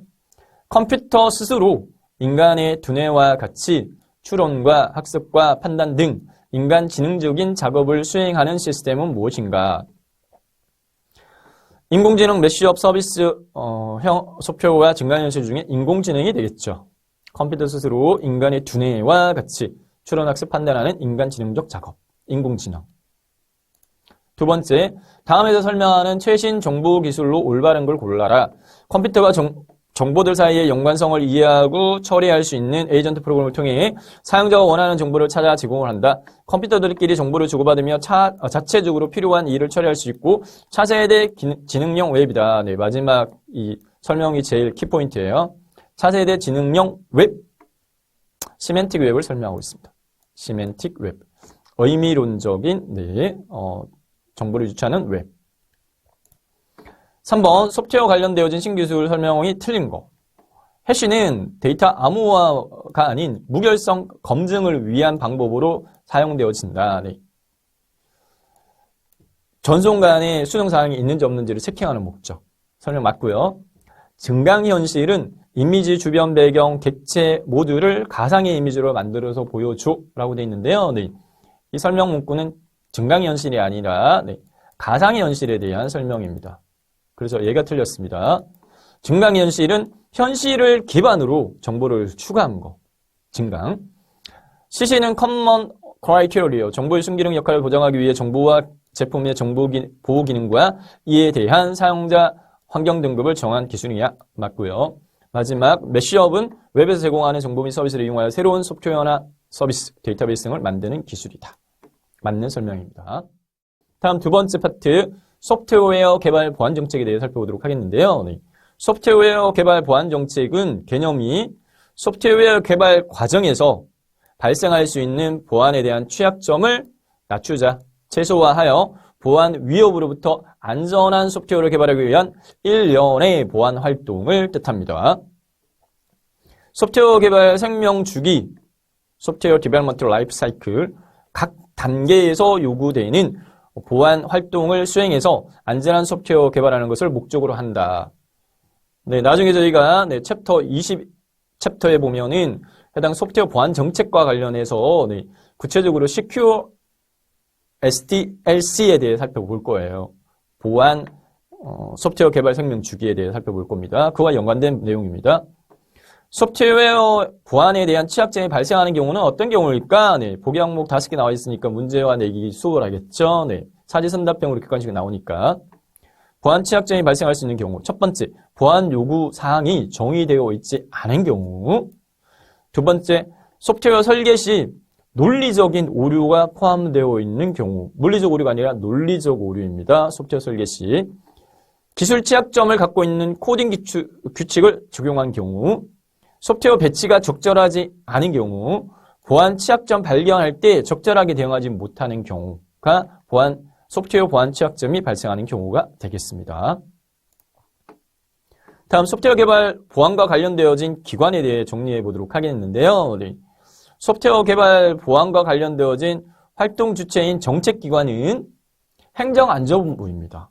행정안전부가 해당 소프트웨어 개발 보안 관련되어진 활동 주체입니다. 과학정보통신부가 아니라 행정안전부입니다. 발주기관은 행정기관이 되겠고 전문기관은 한국인터넷진흥원이 관련되어진 전문기관이고 그리고 개발기관인 사업자 그리고 보안 약점을 진단하는 감리법인 총 관련 활동 주체는 5개가 되겠고요. 해당 각 활동 주체별 역할적인 부분은 행정안전부는 해당 소프트웨어 개발 보안 정책을 총괄합니다. 그래서 관련되어진 보안 법규나 지침이나 제도를 정비하고 소프트웨어 보안 약점 진단원 양성 및 관련 업무를 수행합니다. 전문기관인 한국인터넷진흥원은요, 키사입니다. 약어가 소프트웨어 개발 보안 정책 및 가이드역, 소프트웨어 개발 정책 및 가이드 개발 그리고 소프트웨어 개발 보안 기술 지원, 교육과정 및 자격 제도를 운영합니다. 그리고 발주기관, 소프트웨어 개발 보안 계획을 수립하고 소프트웨어 개발 보안 능력을 갖춘 사업자 및 감리법인을 선정하고 소프트웨어 개발 보안의 준수 여부를 점검합니다. 그리고 사업자, 참여하는 실제적으로 사업을 진행하는 사업자는 소프트웨어 개발 보안 관련 기술 수준 및 적용 계획을 명시하고 개발 인력 대상으로 소프트웨어 개발 보안 관련 교육을 실시하고 소프트웨어 개발 보안 가이드를 참조해서 개발과 자체적으로 보안 약점 진단 및 제거, 그리고 소프트웨어 보안 약점 관련 시정 요구를 이행합니다. 마지막으로 감리법인 진단원은요, 감리계획 수립 및 협의, 진단원을 활용하여 소프트웨어 보안의 약점을 약점이 제거되어지는지 여부 진단, 그리고 조치 결과를 확인하는 역할을 담당합니다. 네, 소프트웨어 개발 역할별 보안 활동에 대해 살펴보면 소프트웨어 개발에 참여하는 다양한 역할자들별 보안 활동은 어떤 것들을 담당해야 되느냐? 먼저 프로젝트 관리자입니다. 네, PM인데요. 해당 프로젝트를 진행하는 총괄자죠. 네, 응용 프로그램에 대한 보안 전략을 누구에게, 구성원들에게 설명하고, 그리고 프로젝트 일정 및 보안 위험에 대한 상관관계와 같은 것들에 대한 보안의 역량을 이해시키고, 누구한테? 구성원들한테, 그리고 조직의 상태를 모니터링하는 역할을 담당합니다.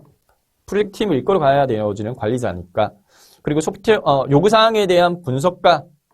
요구사항 분석가는요, 네, 아키텍트가 고려해야 할 보안 관련되어진 비즈니스 요구사항을 설명을 하고요. 키포인트 요구사항, 프로젝트 팀이 고려해야 할 구조에 존재하는 보안 요구사항과 유즈케이스에 대한 보안 고려사항을 기반으로 잘못되어진 오용의 사례를 정의합니다. 세 번째, 아키텍트. 아키텍트는 보안 오류가 발생하지 않도록 보안 기술 문제를 충분히 이해하고 시스템에 사용하는 모든 리소스 정의 및 각 리소스별로 적절한 보안 요구사항을 적용하는 역할을 담당합니다.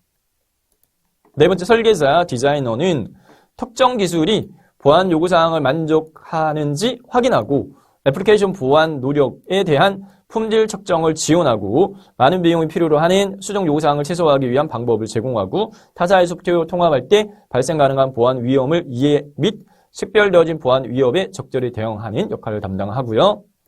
실제적으로 이제 진행하는 구현 개발자는 구조화되어진 소프트웨어 개발 환경에서 프로그램 원활히 구현할 수 있도록 시큐어 코딩 표준을 준수, 그리고 제3자가 소프트웨어 안전 여부를 쉽게 판단할 수 있도록 문서화하는 작업을 담당합니다. 그리고 테스트 분석가는 소프트웨어 개발 요구사항과 구현 결과를 반복적으로 확인하고 테스트 그룹이 반드시 보안 전문가일 필요는 없지만 전반적인 내용에 대한 학습 및 툴에 대한 사용법은 숙지할 필요가 있겠다. 마지막으로 보안 감사자입니다. 보안 감사자는 프로젝트 전체적인 단계에서 활동을 합니다. 소프트웨어 개발 프로젝트에 대한 현재 상태의 보안을 보장하고요. 요구사항 검토할 때 요구사항의 적합성과 완전성을 확인하고 또 설계 단계에서는 보안 문제에 이어질 수 있는 사항이 있는지 확인하고 구현 단계에서는 보안 문제가 있는지 확인합니다. 마지막으로 관련 법령 및 규정에 대해 살펴보도록 하겠는데요. 네, 소프트웨어 개발 보안과 관련되어진 다양한 법령들이 있는데 이 중에서 개인정보보호법은 꼭 알아놓으셔야 될 부분입니다. 개인정보의 처리 및 보호에 관한 사항을 정함으로써 개인의 자유와 권리를 보호한다. 그리고 두 번째도 정보통신망 이용 촉진 및 정보보호 등에 관한 법률도 알아놓을 필요가 있습니다. 정보통신망의 이용 촉진 및 정보통신 서비스 이용자들에 대한 개인정보를 보호한다. 그리고 나머지 부분은 해당 설명 문구로 이렇게 구별할 수 있는 정도로 신용정보의 이용 및 보호에 관한 법률은 개인의 신용정보 효율적 이용과 체계적 관리, 그리고 위치정보, 위치라는 키워드가 들어가겠죠. 개인 위치정보의 안전한 이용 환경 조성, 그리고 표준 개인정보 보호 지침은 개인정보 처리에 관한 기준, 개인정보 침해 유형, 예방 조치 등에 대한 세부 사항을 규정하고 있고요.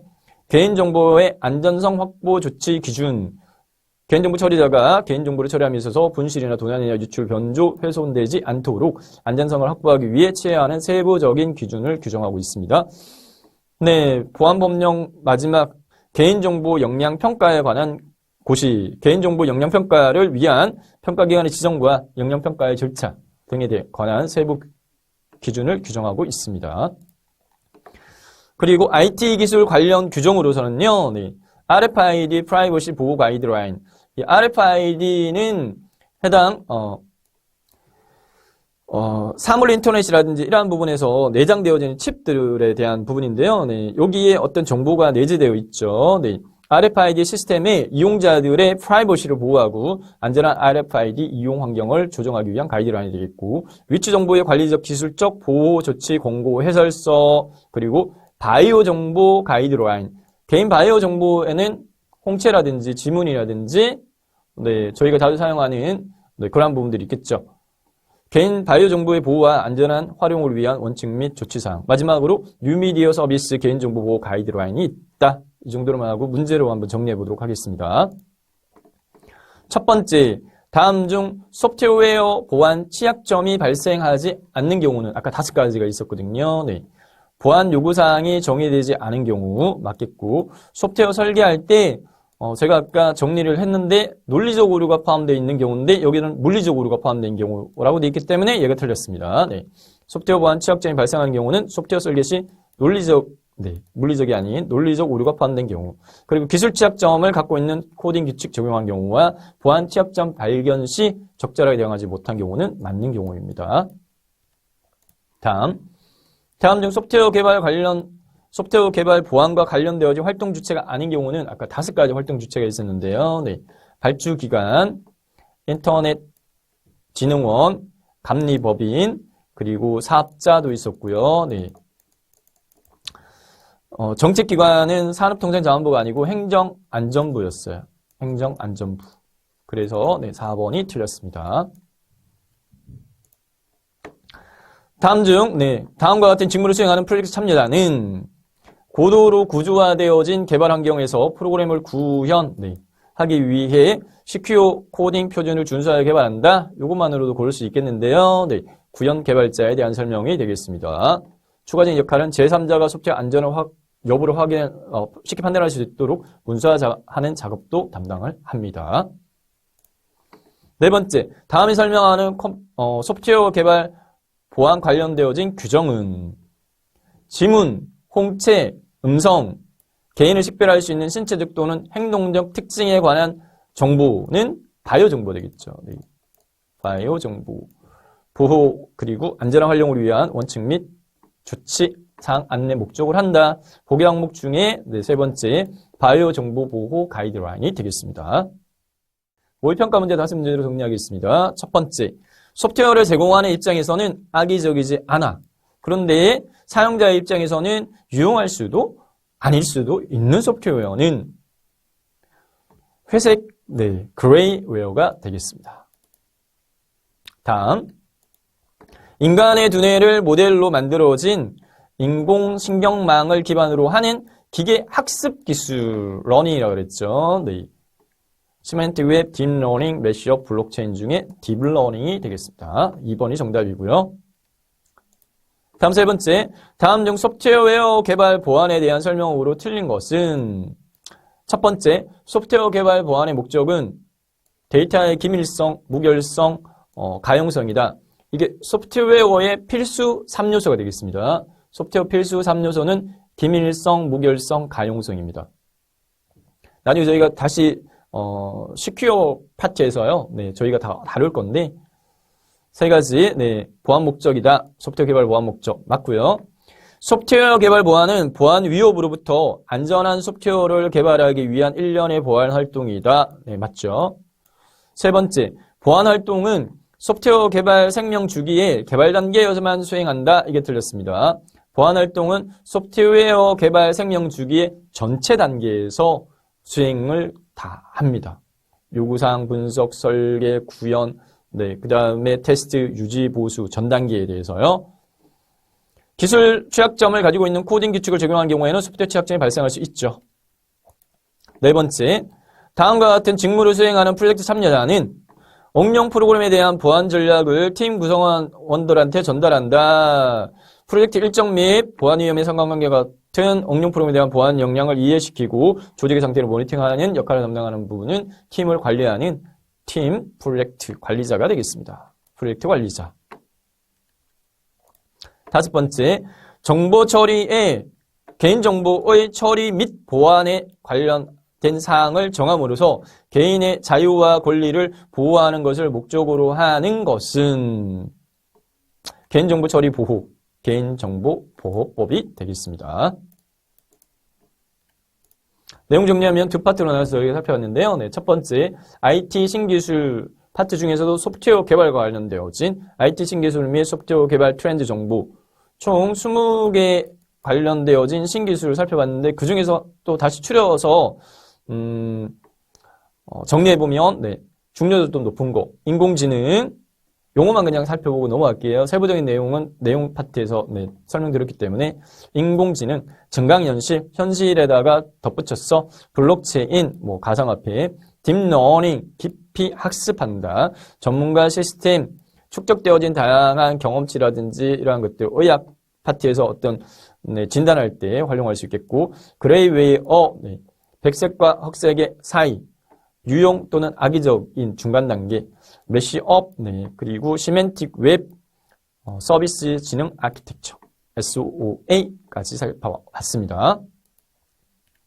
다음, 소프트웨어 개발 보안 정책 관련해서는 소프트웨어 개발 생명 주기의 전 단계에 요구하는 전체적인 네, 각 단계에서 요구하는 보안 활동을 수행해 안전한 소프트웨어 개발을 하는 것을 목적으로 하고요. 소프트웨어 개발 보안과 관련되어진 기관은 5개 기관, 네, 정책적인 주무 기관인 행정안전부, 그리고 전담 기관인 한국인터넷진흥원, 그리고 발주기관, 사업자, 감리, 법원이 있겠고, 개발 역할별 보안 활동으로서는 프로젝트 관리자, 요구사항 분석가, 아키텍트, 설계자, 구현 개발자, 테스트 분석가, 보안 감사대에 대해서 살펴봤었고, 소프트웨어 개발 관련되어진 법령 및 규정으로서는 네, 주 내용으로서 개인정보보호법과 정보통신망 이용 촉진 및 정보보호 등에 관한 법률 등이 있었습니다. 이상으로 소프트웨어 구축 관리 파트에 대해 살펴봤습니다. IT 프로젝트 정보 시스템 구축 관리 세 번째 하드웨어 구축 관리에 대해 살펴보도록 하겠습니다. 학습 목표는요, 하드웨어와 관련되어진 IT 신기술의 종류와 특징을 이해한다.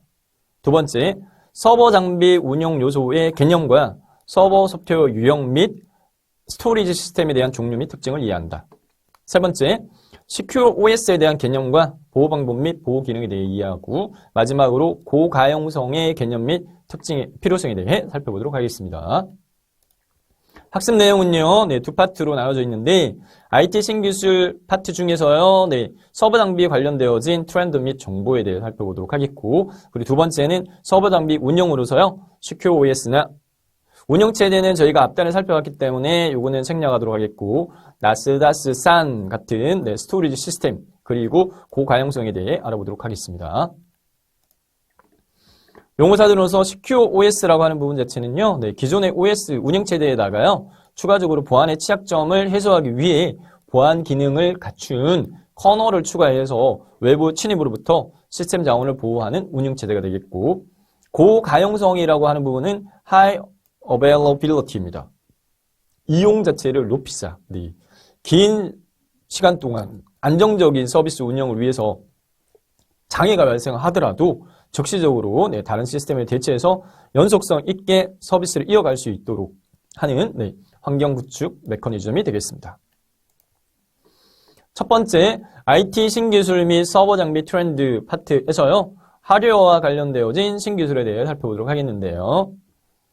총 12가지 네, 기존의 IT 신기술 관련되어진 네, 기출문제에서 자주 나왔던 거 뽑았습니다. 첫 번째, 3D 프린팅. 자, 요즘 대중화에서 많이 이용하고 있죠. 네. 평면으로 출력하는 게 아니라 대상을 아주 얇은 두께로 한 층 한 층 적층시켜서 네, 손으로 만질 수 있는 실제 물체로 만들어가는 거야. 네. 3D 프린팅 응용 분야로서는 건축이나 항공, 전자 공구제조, 공구 제조, 네. 그리고 자동차, 의료 등 다양한 분야에서 활용되고 있습니다. 두 번째, 4K 해상도라고 되어 있습니다. 네. 해당 동영상 촬영을 할 때 고해상도 중에서요, 네. 4K 울트라 하이 데피니션. 4K 해상도는 가로 해상도가 4kpixel이다. 차세대 고화질 해상도를 지칭한다. 4K 해상도의 실제 픽셀 수는 네, 가로가 3840이고 네, 세로가 2160인데 풀 HD TV가 해상도가 1920에 1080인데 가로, 세로 각각 2배씩 해서 총 4배에 해당하는 초고화질의 영상이 4K 해상도가 되겠습니다. 해상도라는 키워드가 나오면 4K. 다음, M 디스크인데요. 네, 밀레니얼 디스크다.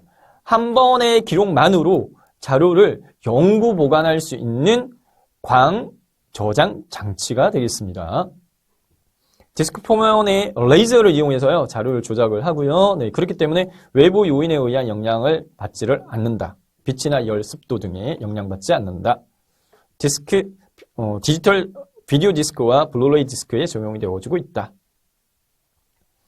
블루레이 디스크라고 하는 부분 자체는 고해상도 비디오를 위한 디지털 데이터를 저장할 수 있도록 만든 광기록 방식의 저장 매체가 되겠고,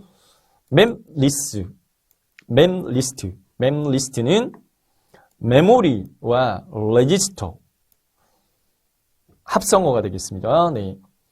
메모리는 주기억장치고 레지스트는 CPU 내에 포함되어져 있는 기억장치 역할이었죠. 네.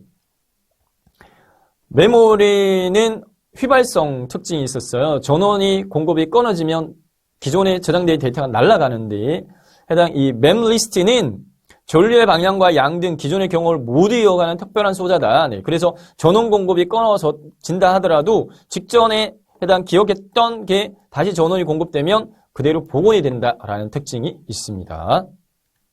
다섯 번째, MEMS인데요. 네, 약어입니다. MEMS, 마이크로 일렉트로 미케니컬 시스템의 약어입니다. 네.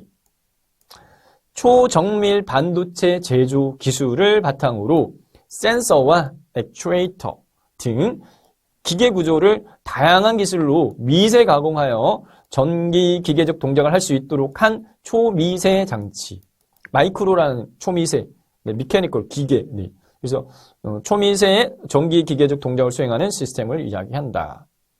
작은 실리콘 칩 위에 마이크로 단위의 작은 부품과 이들을 입체적으로 연결하는 마이크로 회로들로 구성이 되어진다.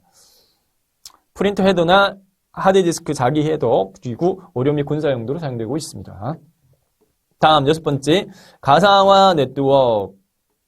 가상화 네트워크는요, 네, 라우터, 방화벽, 스위치와 같은 물리적 네트워크 자원들을 마치 하나의 자원처럼 사용하는 기술이다.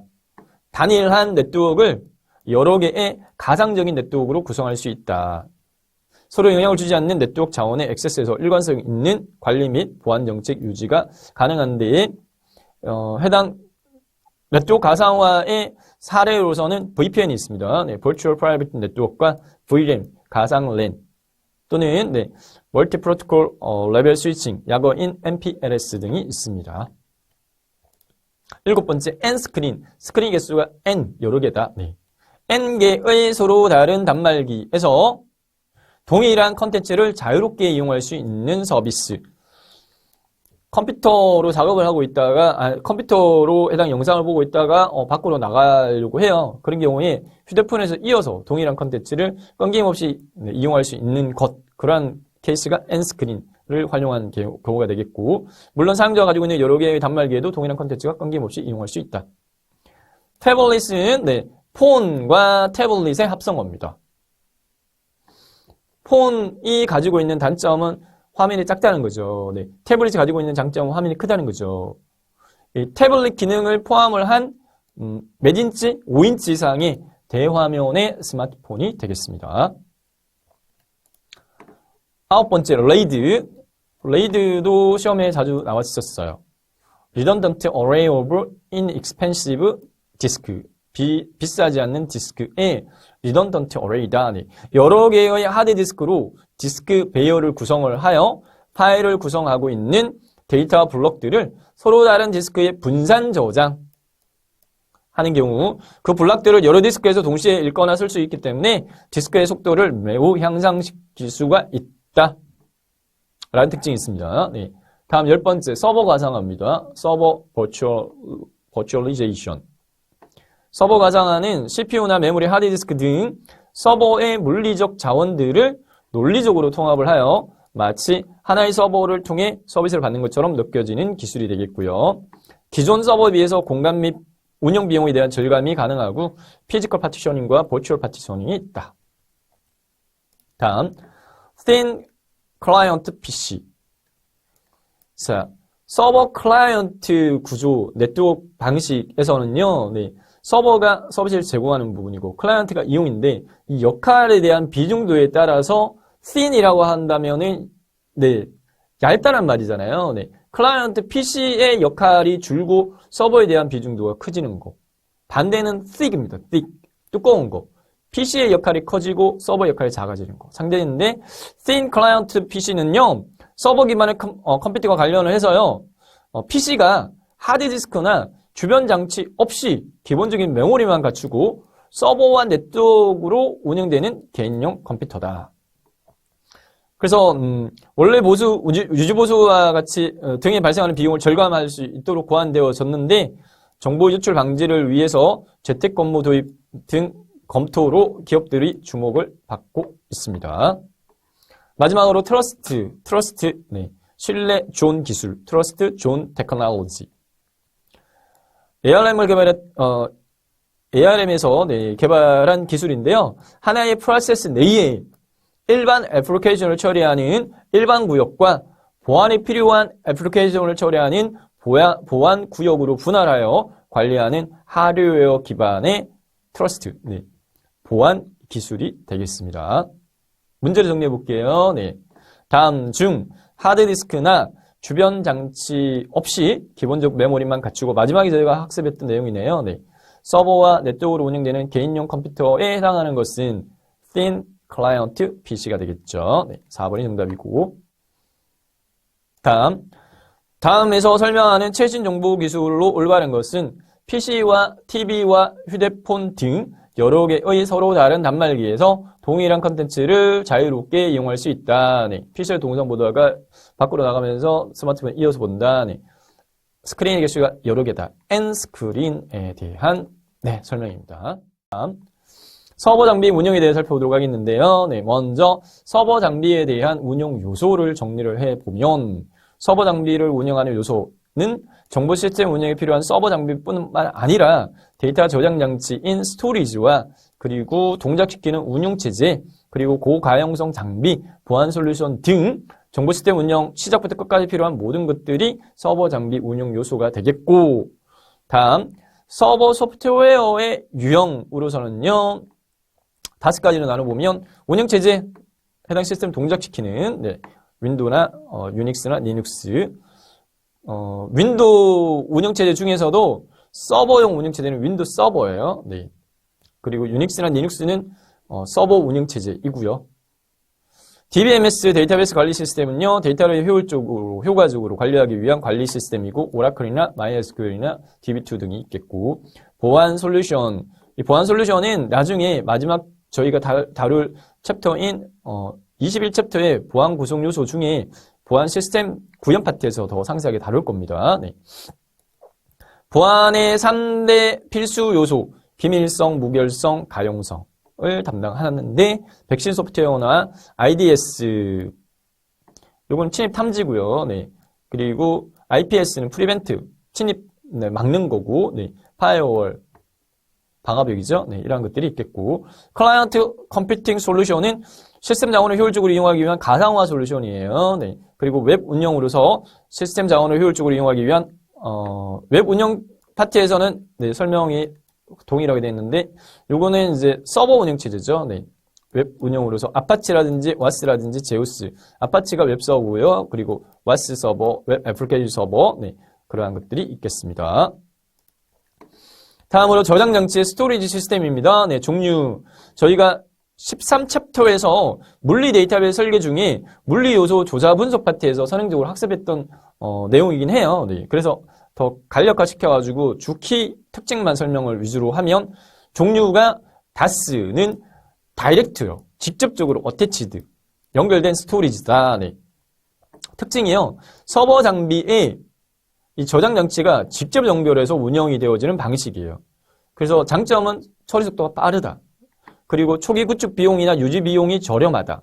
인데 단점은 다른 서버에 접근할 수 없고 파일 공유가 불가능하다라는 게 단점입니다. 네. 다이렉트 어태치드 스토리지. 반면에 NAS는 네트워크 어태치드 스토리지예요. 네. 서버 저장 장치를 네트워크에다가 연결하는 방식이에요. 그래서 구성 설정이 간편하다. 별도의 운영체제를 가진 서버 한 곳의 파일을 관리하기 때문에 서버 간의 스토리지 및 파일 공유가 용이하다라는 게 장점입니다. 그리고 SAN은 스토리지 에어리어 네트워크, SAN이라고 지칭할 수 있는데 DAS의 빠른 처리와 NAS의 공유 장점을 합친 방식입니다. SAN 같은 경우에는 특징 키워드로 광 케이블과 광 채널 스위치를 통해 가지고 네트워크 환경이 구성되어지기 때문에 빠른 속도로 데이터를 처리할 수 있다라는 게 장점이 되겠습니다. 다음, Secure OS요. Secure OS는 기존의 운영체제에 내장되어진 보안 취약점을 해소하기 위해 보안 기능을 갖춘 커널을 추가하여 외부 침입으로부터 시스템 자원을 보호하는 운영체제가 되겠다. 커널은 저희가 앞단에서 리눅스, 유닉스 파트에서 다뤘는데 컴퓨터가 부팅될 때 주기억 장치에 적재된 상태로 상주하면서 하드웨어를 보호하고 프로그램 하드웨어 간 인터페이스 역할을 담당하는 게 커널이다. 보안 커널은 보안 기능을 갖춘 커널을 의미하고요. 트러스티드 컴퓨팅 베이스 기반의 TCP 기반의 참조 모니터의 개념을 구현하고 집행한다. 보안 커널의 보호 대상은 주기억 장치, 보조기억 장치, 저장 데이터, 하드웨어 장치, 자료 구조, 명령어, 각종 보안 메커니즘이 되겠습니다. 그리고 보호의 방법은 논리적 분리, 물리적 분리, 암호적 분리, 시간적 분리가 있는데요. 해당 머리 거를 이렇게 논물, 암시, 논의 물이 어느 정도 차 있는지에 따라서 벼가 잘 자랄지 안 자랄지가 암시된다. 이렇게 기억하셔도 되겠습니다. 논리적 분리라는 부분 자체는 프로세스의 논리적 구역을 지정하는 거고, 물리적 분리는 특정 장비만 사용하도록 제한하는 거고, 암호적 분리는 내부 정보를 암호화하는 거고, 시간적 분리는 프로세스에 대한 동시 실행을 방지하는 것이 되겠습니다. 참조 모니터의 세 가지 특징은요, 격리성, 그리고 검증 가능성, 그리고 완전성 세 가지가 되겠습니다. 그리고 Secure OS에 대한 보안 기능인데요. 개괄적으로 한번 볼게요. 식별 및 인증 기능이 있어야 돼. 역할은요, 각 접근 주체에 대해서 안전하고 고유한 식별 및 인증 기능이고, 그리고 임의적 접근 통제가 있고 강제적 접근 통제가 있습니다. 임의적 접근 통제라는 부분은 Discretionary Access Control의 약어인 DAC, 소속 그룹이나 개인에 따라서 부여되어진 권한에 따른 접근 통제가 되겠고요. 강제적 접근 통제라고 하는 부분 자체는요, 접근 단말이나 접속 방법, 권한, 요청, 객체의 특성 등 여러 보안 속성이 고려되어진 규칙에 따라서 강제적으로 접근 통제가 되어지는데 Mandatory Access Control, 약어로 MAC라는 해당 용어로 설명이 되어집니다. 그리고 규칙 기반의 정책이다. 임의적 접근 통제는 신분 기반의 정책이다. 이렇게 특징 지을 수 있겠습니다. 그리고 객체에 대한 재사용 보호와 그리고 완전한 조정, 우회할 수 없도록 모든 접근 경로를 완전하게 통제하는 기능이고, 그리고 신뢰 경로, 비밀번호 변경 및 권한 설정 등과 같은 보안 작업을 위해서 안전한 경로를 제공하는 기능이고, 그리고 감사 및 감사 기록 축소, 모든 보안 관련 사건 및 작업을 기록한 후에 보호하는 기능이 되겠고, 막대한 양의 기록들을 분석하고 축소하는 기능이 되겠습니다. 서버 장비 운영에 대한 마지막 파트로 고가용성에 대해 정리해보면, 고가용성은 High Availability, 긴 시간 동안 안정적 서비스 운영을 위해 장애가 발생을 하더라도 적시 다른 시스템으로 대체해서요 서비스를 이어가도록 하는 환경 구축 메커니즘이 되겠고, 가용성을 극대화하는 방법으로서는 클러스터와 이중화가 있다. 자, 서비스 종류 중에 연속성 있게 꾸준하게 서비스가 되어야 되는 건 서버죠. 서버. 웹 서버도 있겠고 데이터베이스 서버도 있겠죠. 저희가 데이터베이스 서버를 다룰 때 해당 클러스터하고 이중화에 대해 저희가 살펴봤었어요. 클러스터는 2대 이상의 서버를 하나의 서버처럼 운영하는 기술이 되겠고, 이중화라고 하는 부분은 데이터베이스 서비스 중단이나 물리적 손상이 발생을 하더라도 이를 복구하기 위해 동일한 데이터베이스를 복제하여 관리하는 게 이중화였습니다. 고가용성이 필요한 이유는요, 서비스 다운타임을 최소화시킴으로써 가용성을 극대화하도록 하고, 그리고 고가용성으로 기업의 비즈니스 연속성을 확보할 수 있고, 마지막으로 기업의 신뢰성 및 경쟁력 향상에 필요하다. 관련된 내용을 문제를 정리해 보도록 하겠습니다. 네. 첫 번째 문제, CQOS에 대한 설명으로 틀린 거 골라라. 1번, CQOS는 기존의 운영체제에 내재되어 있는 보안 취약점을 해소하기 위해 개발되었다. 맞죠? 다음, 보호 방법 중에 물리적 분리가 가장 구현하기 복잡하다. 아까 보호 방법 4가지, 논물, 암시 이렇게 해당 연상법을 기억하는 걸 말씀을 드렸는데 보호 방법 중에 구현 방법이 가장 어려운 거는 옆에 제가 힌트로 정리해 드렸는데 암호화 분리가 가장 어렵고요. 암호화, 그 다음에 논리, 그 다음에 시간적 분리, 마지막이 물리적 분리입니다. 특정 장비만 사용하게끔 제한하는 거. 그래서 보호 방법 중에 구현이 가장 복잡한 건 물리적 분리가 아니라 암호적 분리이기 때문에 2번이 틀렸습니다. 3번 보호 대상에는 메모리 및 보호 장치의 데이터로부터 하드웨어 장치까지 다양한 요소를 포함한다. 보안 기능을 갖춘 커널을 이식하여 외부의 침입으로부터 시스템 자원을 보호하는 운영체제가 된다. 자, 모의평가를 정리하도록 하겠습니다. 네, 모의평가 문제 1번 하드웨어와 관련되어진 신기술에 관한 설명으로 틀린 거. 첫 번째, 패블릿은 태블릿 기능을 포함한 10인치 이상의 대화면의 스마트폰이야. 네, 스마트폰과 태블릿에 대한 합성어가 패블릿이었는데 사이즈가요. 네, 10인치가 아니라 5인치 이상. 5인치 이상의 대화면 스마트폰이다. 그래서 1번 틀렸고요. MEMS는 초정밀, 반도체 제조 기술을 바탕으로 센서, 액추에이터 등 기계 구조를 다양한 기술로 미세 가공하여 전기 기계 동작을 하는 초미세 장치이다. 맞고요. M디스크는 한 번의 기록만으로 영구 보관하는 광저장 장치야. 그리고 멤리스터는 메모리하고 레지스터 합성어였고 전원이 끊어지더라도 다시 켜졌을 때 데이터가 날아가지 않고 기억한다라는 특징이 있었죠. 두 번째, 가상화 기술의 필요성에 대한 가장 적합하지 않은 거. 가상화 기술의 필요성, 이건 상식선에서 저희가 풀어봐도 될 것 같은데 가상화는 클라우드 컴퓨팅의 주 기능이 됩니다. 그리고 해당 먼저요. 서비스가 되어지는 주 역할적인 부분 자체는 보기 항목으로 정리하겠습니다. 유효 자원을 효율적으로 사용할 수 있다. 자, 아마존 같은 경우가 대표적인 전자상거래 업체인데 아마존 같은 경우에는 시즌에 따라서 이용자의 해당 이용률 차이가 너무 많이 나는 거예요. 블랙 프라이데이 같은 경우에는 피크를 찍죠. 근데 그 수준에 맞춰가지고 하드웨어 시스템을 갖추다 보니까 일상적인 측면에서는 노는 여유, 어떤 자원이 생기니까 그거를 임대해주자 라고 만든 게 클라우드 컴퓨팅 중에서 IaaS 서비스예요. 인프라 애저 서비스 방식인데 즉 유효 자원을 가상화 기술을 이용하게 되면 효율적으로 이용할 수 있다. 맞습니다. 두 번째, 도입 및 운영 비용을 절감할 수 있다. 그래서 기업체 입장에서는 독자적인 전산실을 폐쇄해가고 관리자만 두고 해당 어떤 하드웨어적인 부분에 대한 거는 클라우드 컴퓨팅을 이용해가지고 필요한 만큼만 임대하는 방식으로 하니까 도입 및 운영 비용을 절감할 수 있고 총 소유 비용은 증가가 아니라 낮추죠. 자체적으로 보유할 필요가 없으니까.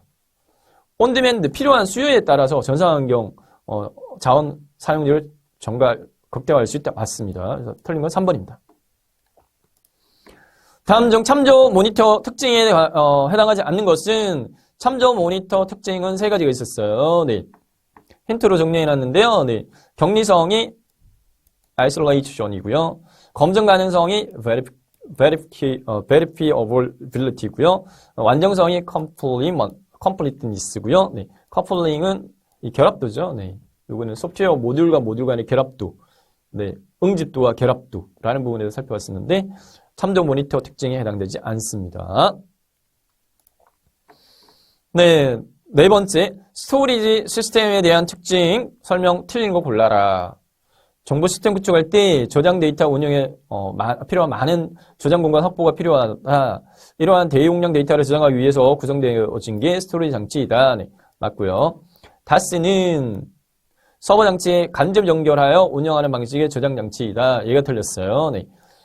DAS의 D는 네, 다이렉트입니다. 직접이죠. 네, 간접이 아니라 직접 연결 저장 장치. NAS는 네트워크 어태치드 스토리지죠. 네, 서버와 저장 장치를 네트워크로 연결하는 방식. 네, 서버 간의 스토리지 및 파일 공유 가능하다. SAN은 두 개의 장점으로 네, DAS의 빠른 처리와 NAS의 스토리지 공유 장점을 합친 방식으로 빠른 처리 속도로 데이터 처리가 용이하다. 이렇게 네, 정리할 수 있겠습니다. 학습했던 두 파트 핵심 정리. IT 신기술 및 서버 장비 트렌드 정보에서는 하드웨어 관련되어진 신기술 총 12개의 네, 저희가 살펴봤는데 그 중에서도 약간 중요도 높은 거 네, 용어만 정리하겠습니다. 3D 프린팅, 그리고 M디스크, 그리고 맵리스터, 그리고 네트워크 가상화, 엔스크린, 레이드, 서버 가상화 등을 저희가 살펴봤었고요. 서버 장비 운영 파트에서는요, 네, 서버 장비의 운영 요소, 서버 장비뿐만 아니라 스토리지와 운영 체제와 고가용성 장비와 보안 솔루션 등 정보 시스템 운영에 필요한 모든 것을 포함한다. 저장 장치의 종류는 DAS, NAS, SAN이 있었고요. Secure OS는 기존의 OS에 내재되어진 보안 취약점 해소 목적으로 보안 기능을 가진 커널을 추가한 운영 체제고, 마지막으로 고가용성은 안정적 서비스 운영을 위해서 장애가 발생을 하더라도 적시에 다른 시스템으로 대체 가능한 환경을 구축하는 메커니즘이었습니다. 이상으로 하드웨어 구축 관리에 대해 살펴봤습니다. IT 프로젝트 정보 시스템 구축 관리의 마지막 네 번째 데이터베이스 구축 관리에 대해 살펴보도록 하겠습니다. 학습 목표인데요. 데이터베이스와 관련되어진 IT 신기술의 종류와 특징을 이해한다. 두 번째, 데이터베이스 관리 기능으로 회복, 리커버리, 그리고 병행 제어, 컨커런시 컨트롤 개념을 이해한다. 세 번째, 데이터베이스 표준화 개념과 구성 요소를 이해한다. 학습할 내용은요, 네, 세 파트로 나눠 살펴보도록 하겠는데, IT 신기술 및 데이터베이스 기술 트렌드 정보와 두 번째는 데이터베이스 관리 기능, 마지막 세 번째는 데이터베이스 표준화에 대해 살펴보도록 하겠습니다. 시험 출제 기준에 맞춰서 살펴보고 있습니다. 용어사전입니다. 네, 데이터 표준화는 시스템을 구성하는 데이터의 요소의 명칭, 정의, 형식, 규칙에 대한 원칙을 수립하여 적용하는 것을 뜻합니다. 내용에서요, 네, 첫 번째, IT 신기술 및 데이터베이스 기술 트렌드 정보로서요, 데이터베이스 관련되어진 신기술 한 7개 정도만 네, 추려가지고 살펴보도록 하겠는데, 먼저 빅데이터요, 네, 근래에 많이 이슈화되어지고 있는 네, 용어죠. 네, 출제 확률이 높습니다. 기존의 관리 방식이나 분석 체계로는 처리하기 어려운 막대한 양의 정형 또는 비정형 데이터의 집합이다. 스마트폰 네, 빠른 확산, 소셜 네트워크 서비스의 활성화, 그리고 사물 네트워크에 대한 확대로 데이터의 양이 폭발적으로 네, 증가하게 되었죠. 빅데이터의 특징을 네, 3V라고 해서요, 네, 나타내게 되면 세 가지 V로 시작하는 세 가지 용어 특징으로서는 데이터의 양, 볼륨, 그리고 데이터의 생성 속도가 많이 빠르다, 네, velocity, 그리고 형태가 다양하다, 네, variety, 이렇게 세 가지로 특징화할 수 있습니다. 시험에 나올 확률이 높아요. 빅데이터 특징 세 가지, 데이터의 양, 볼륨, 그리고 속도, velocity, 형태의 다양성, 네, variety. 다음 두 번째 용어, 브로드 데이터. 브로드 데이터는 넓은 데이터다 이렇게 되어 있는데요. 네. 브로드 데이터는 다양한 채널에서 소비자와 상호작용을 통해서 생성되어진 기업 마케팅에 있어 효율적이고 다양한 데이터다. 이전에 사용하지 않거나 알지 못했던 새로운 데이터나 기존 데이터에 가치를 더한 데이터. 데이터는 사실적인 자료인데 여기에 가치를 더하게 되면 그게 뭐냐? 정보죠. 인포메이션이 됩니다. 네. 대량의 자료를 뜻하는 빅데이터와 달리 다양한 정보를 뜻하는 것으로 소비자의 SNS 활동이나 위치 정보 등이 이에 속합니다. 다음 세 번째, 디지털 아카이빙. 디지털 아카이빙은 디지털로 기록한다는 걸 이야기합니다. 네. 늘어나는 정보 자원의 효율적 관리와 이용을 위해서 디지털 정보 자원을 장기적으로 보존하기 위한 작업이 되겠고요. 아날로그 콘텐츠는 디지털로 변환한 다음에 압축해서 저장하고 디지털 콘텐츠도 체계적으로 분류하고 메타데이터를 만들어서 데이터베이스화하는 작업이 디지털 아카이빙이 되겠습니다. 네 번째, 메타데이터. 메타데이터도 저희가 이전 단에 해당 데이터 사전이라든지 이러한 용어를 할 때 나왔던 용어인데, 일련의 데이터를 정리하고 설명하는 데이터다. 데이터 자체를 설명하는 데이터가 메타데이터가 되겠습니다. 메타데이터는 여러 용도로 사용되는데 주로 빠르게 검색하거나 내용을 간략화 또는 체계적으로 하기 위해서 많이 사용이 되어진다.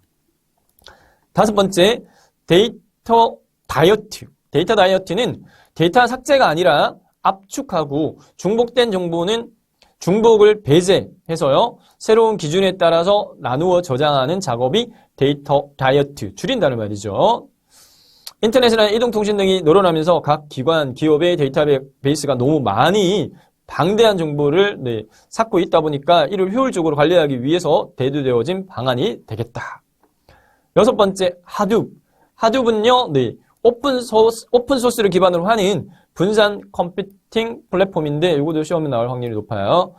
일반 PC급 컴퓨터들로 가상화되어진 대용 스토리지를 형성해서 그 안에 보관되어진 거대한 데이터 세트를 병렬로 처리할 수 있도록 개발되어진 자바 소프트웨어 프레임워크이고요. 구글이나 야후 등에서 적용되고 있습니다. 마지막 일곱 번째, 타조. 타조는요, 국내 우리나라가 주도해서 개발하고 있는 프로젝트인데 오픈소스 기반인 방금 살펴봤던 오픈소스 기반의 분산 컴퓨팅 플랫폼인 하둡 기반의 분산 데이터 웨어하우스 프로젝트가 되겠습니다. 데이터 웨어하우스라는 말은 데이터 자료와 웨어하우스 창고의 합성어다. 기업의 의사결정 과정에 효과적으로 사용할 수 있도록 여러 시스템에 분산되어 있는 데이터를 주제별로 통합 축적해 놓은 데이터베이스가 데이터 웨어하우스가 되겠어요. 하둡의 빅데이터를 분석할 때 맵 리듀스를 사용하지 않는다라고 되어 있는데 맵 리듀스는 뭔데? 맵 리듀스는 흩어져 있는 데이터를 연관성 있는 데이터를 묶는 맵 작업을 수행한 다음에 중복 데이터를 제거하고 원하는 데이터를 추출하는 리듀스 작업을 수행하는 것을 이야기합니다. 근데 하둡의 빅데이터를 분석할 때 맵 리듀스를 사용하지 않고 구조화 지기 언어인 SQL을 사용을 해서요. 하둡 분산 파일 시스템 파일을 바로 읽어낼 수 있다. 이게 뭔데? 타조에 대한 설명입니다.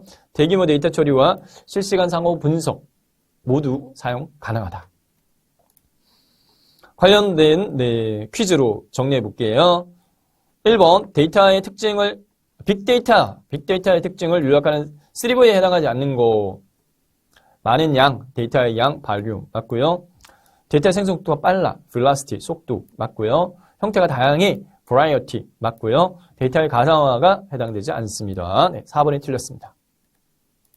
두 번째, 다음에서 설명하는 DB 관련되어진 신기술로 올바른 것은 데이터베이스 관련 신기술, 다양한 채널에서 소비자와 상호작용을 통해서 생성되어진 데이터다.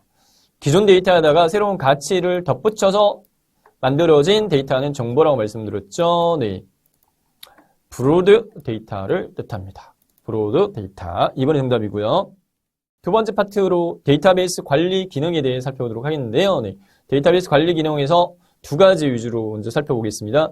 회복과 병행 제어 위주로 살펴보겠는데, 회복, 리커버리 개념은요, 트랜잭션은 데이터베이스에 뭔가 변환을 주는 작업들이었죠. 추가시켜 인서트, 수정의 업데이트, 삭제의 딜리트와 같은 트랜잭션을 수행하는 도중에 장애가 발생해 버렸어요. 그 경우에 데이터베이스가 장애가 발생하여 데이터베이스가 손상되었을 때 손상되기 이전에 정상적 상태로 복구하는 작업이 리커버리, 회복이 되겠습니다. 장애 종류는 어떤 종류가 있느냐? 트랜잭션 장애, 시스템 장애, 미디어 장애로 나눌 수 있는데, 트랜잭션 장애는 입력 데이터의 오류나 불명확한 데이터, 시스템 자원의 요구가 과다하다 등 트랜잭션 내부의 비정상적 상황으로 인해서 프로그램 실행이 중지되는 현상이 트랜잭션 장애고요. 시스템 장애는 어떤 하드웨어적인 측면에 대한 장애죠. 데이터베이스에 손상을 입히지는 않지만 하드웨어 오작동이나 또는 소프트웨어적인 부분에 대한 손상, 교착 상태라는 거는 얘가 데드라인 상태인 거예요. 멈춰있는 상태예요. 등에 의해서 모든 트랜잭션의 연속적인 수행에 장애를 주는 현상이 시스템 장애이고, 미디어 장애는 저장 장치인 디스크 블락에 대한 손상이나 디스크 헤드의 충돌로 인해서 데이터베이스 일부 또는 전부가 물리적으로 손상된 상태가 되겠습니다. 회복 관리기에 대해서 정리해드리면 회복 관리기는 데이터베이스 관리 시스템의 구성 요소가 되는데 트랜잭션 실행이 성공적으로 완료되지 못하면 트랜잭션이 데이터베이스에 생성을 했던 모든 데이터를 취소, 언두 시킨다.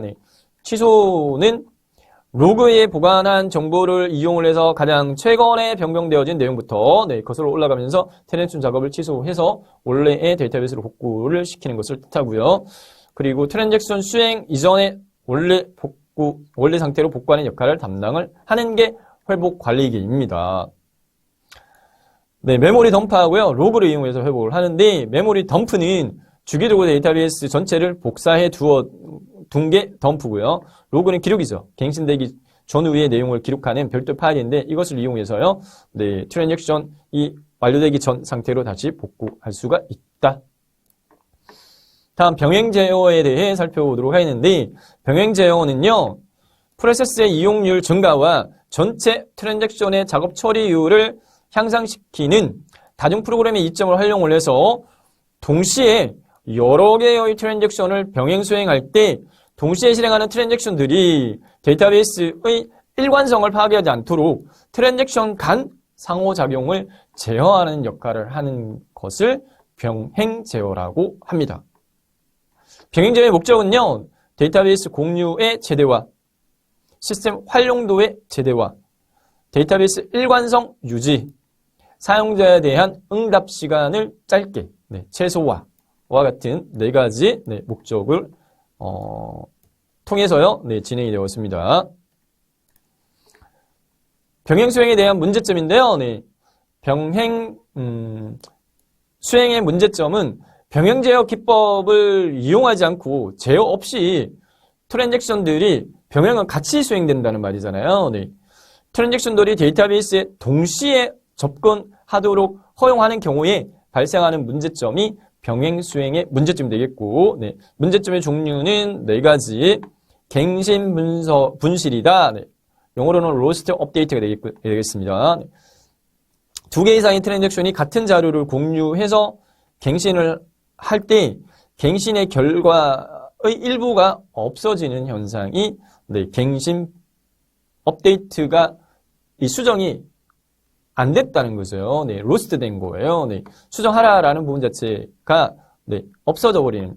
왜? 두 개 이상의 트랜잭션이 같은 자료를 공유해서 갱신을 할 때 갱신 결과 일부가 없어지는 현상이 발생할 수 있는데 그게 갱신 분실이다. 비완료 완료 전송, 영어로는 uncommitted dependency가 되겠습니다. 하나의 트랜잭션 수행이 실패한 후에 회복되기 전인데 다른 트랜잭션이 해당 실패했던 갱신 결과를 참조해버리는 현상. 비완료 의존성. 임시갱신이라고도 합니다.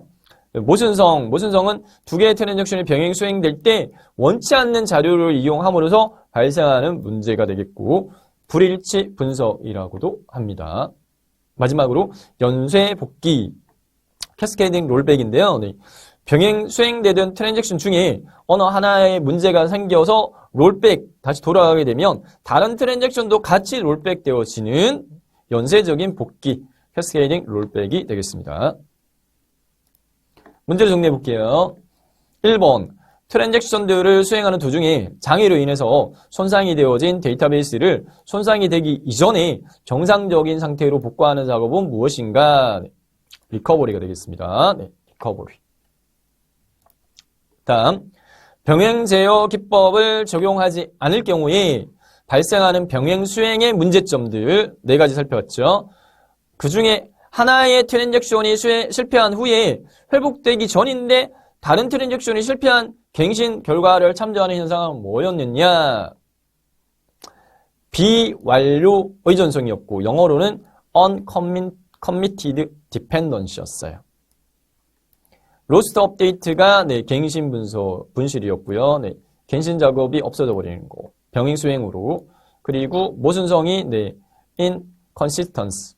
그리고 연쇄 복귀가 캐스케이딩 롤백을 뜻합니다. 다음 세 번째 마지막 파트로 데이터베이스 표준화에 대해 살펴보도록 하겠는데요. 자, 데이터베이스 표준화는 범위를 좀 더 넓혀서 데이터 표준화 중심적으로 살펴볼게요. 데이터 표준화. 시스템을 구성하는 데이터 요소의 명칭, 이름, 그리고 정의, 그리고 형식, 규칙, 이러한 부분에 대한 원칙을 수립하고 적용하는 것을 표준화, 데이터 표준화라고 합니다. 데이터 표준화 작업은 데이터의 정확한 의미를 파악할 수 있게 할 뿐만 아니라 데이터에 대한 상반적 시각을 조정할 수 있는 역할도 수행을 합니다. 데이터 표준화의 대상 4가지, 데이터 명칭은 데이터를 유일하게 구분할 수 있는 유일성, 의미 전달의 충분성, 그리고 업무적 보편성을 갖는 이름으로 정의하자. 이름을 지어줄 때, 이름의 명칭을 할 때, 유일성, 그리고 의미 전달, 그리고 업무적인 측면에 대한 관련되어진 용어를 부여하는 게 좋겠다, 이 말이고요. 데이터의 정의. 데이터를 제3자 입장에서도 쉽게 이해할 수 있도록 해당 데이터가 의미하는 범위 및 자격 요건 등을 규정한 것을 이야기하고요. 데이터의 형식. 형식은 업무 규칙 및 사용 목적과 유사한 데이터에 대해서 일관되게 데이터 형식을 정의함으로써 데이터 입력 오류나 통제 위험 등을 최소화시킬 수가 있겠습니다. 네. 데이터의 타입 있죠. 네. 문자형이다, 숫자형이다, 와 같은. 그리고 데이터 규칙, 기본값이나 허용 범위 등과 같이 발생할 수 있는 데이터 값을 사전에 지정함으로써 데이터의 정합성과 완전성을 향상시킬 수가 있겠습니다.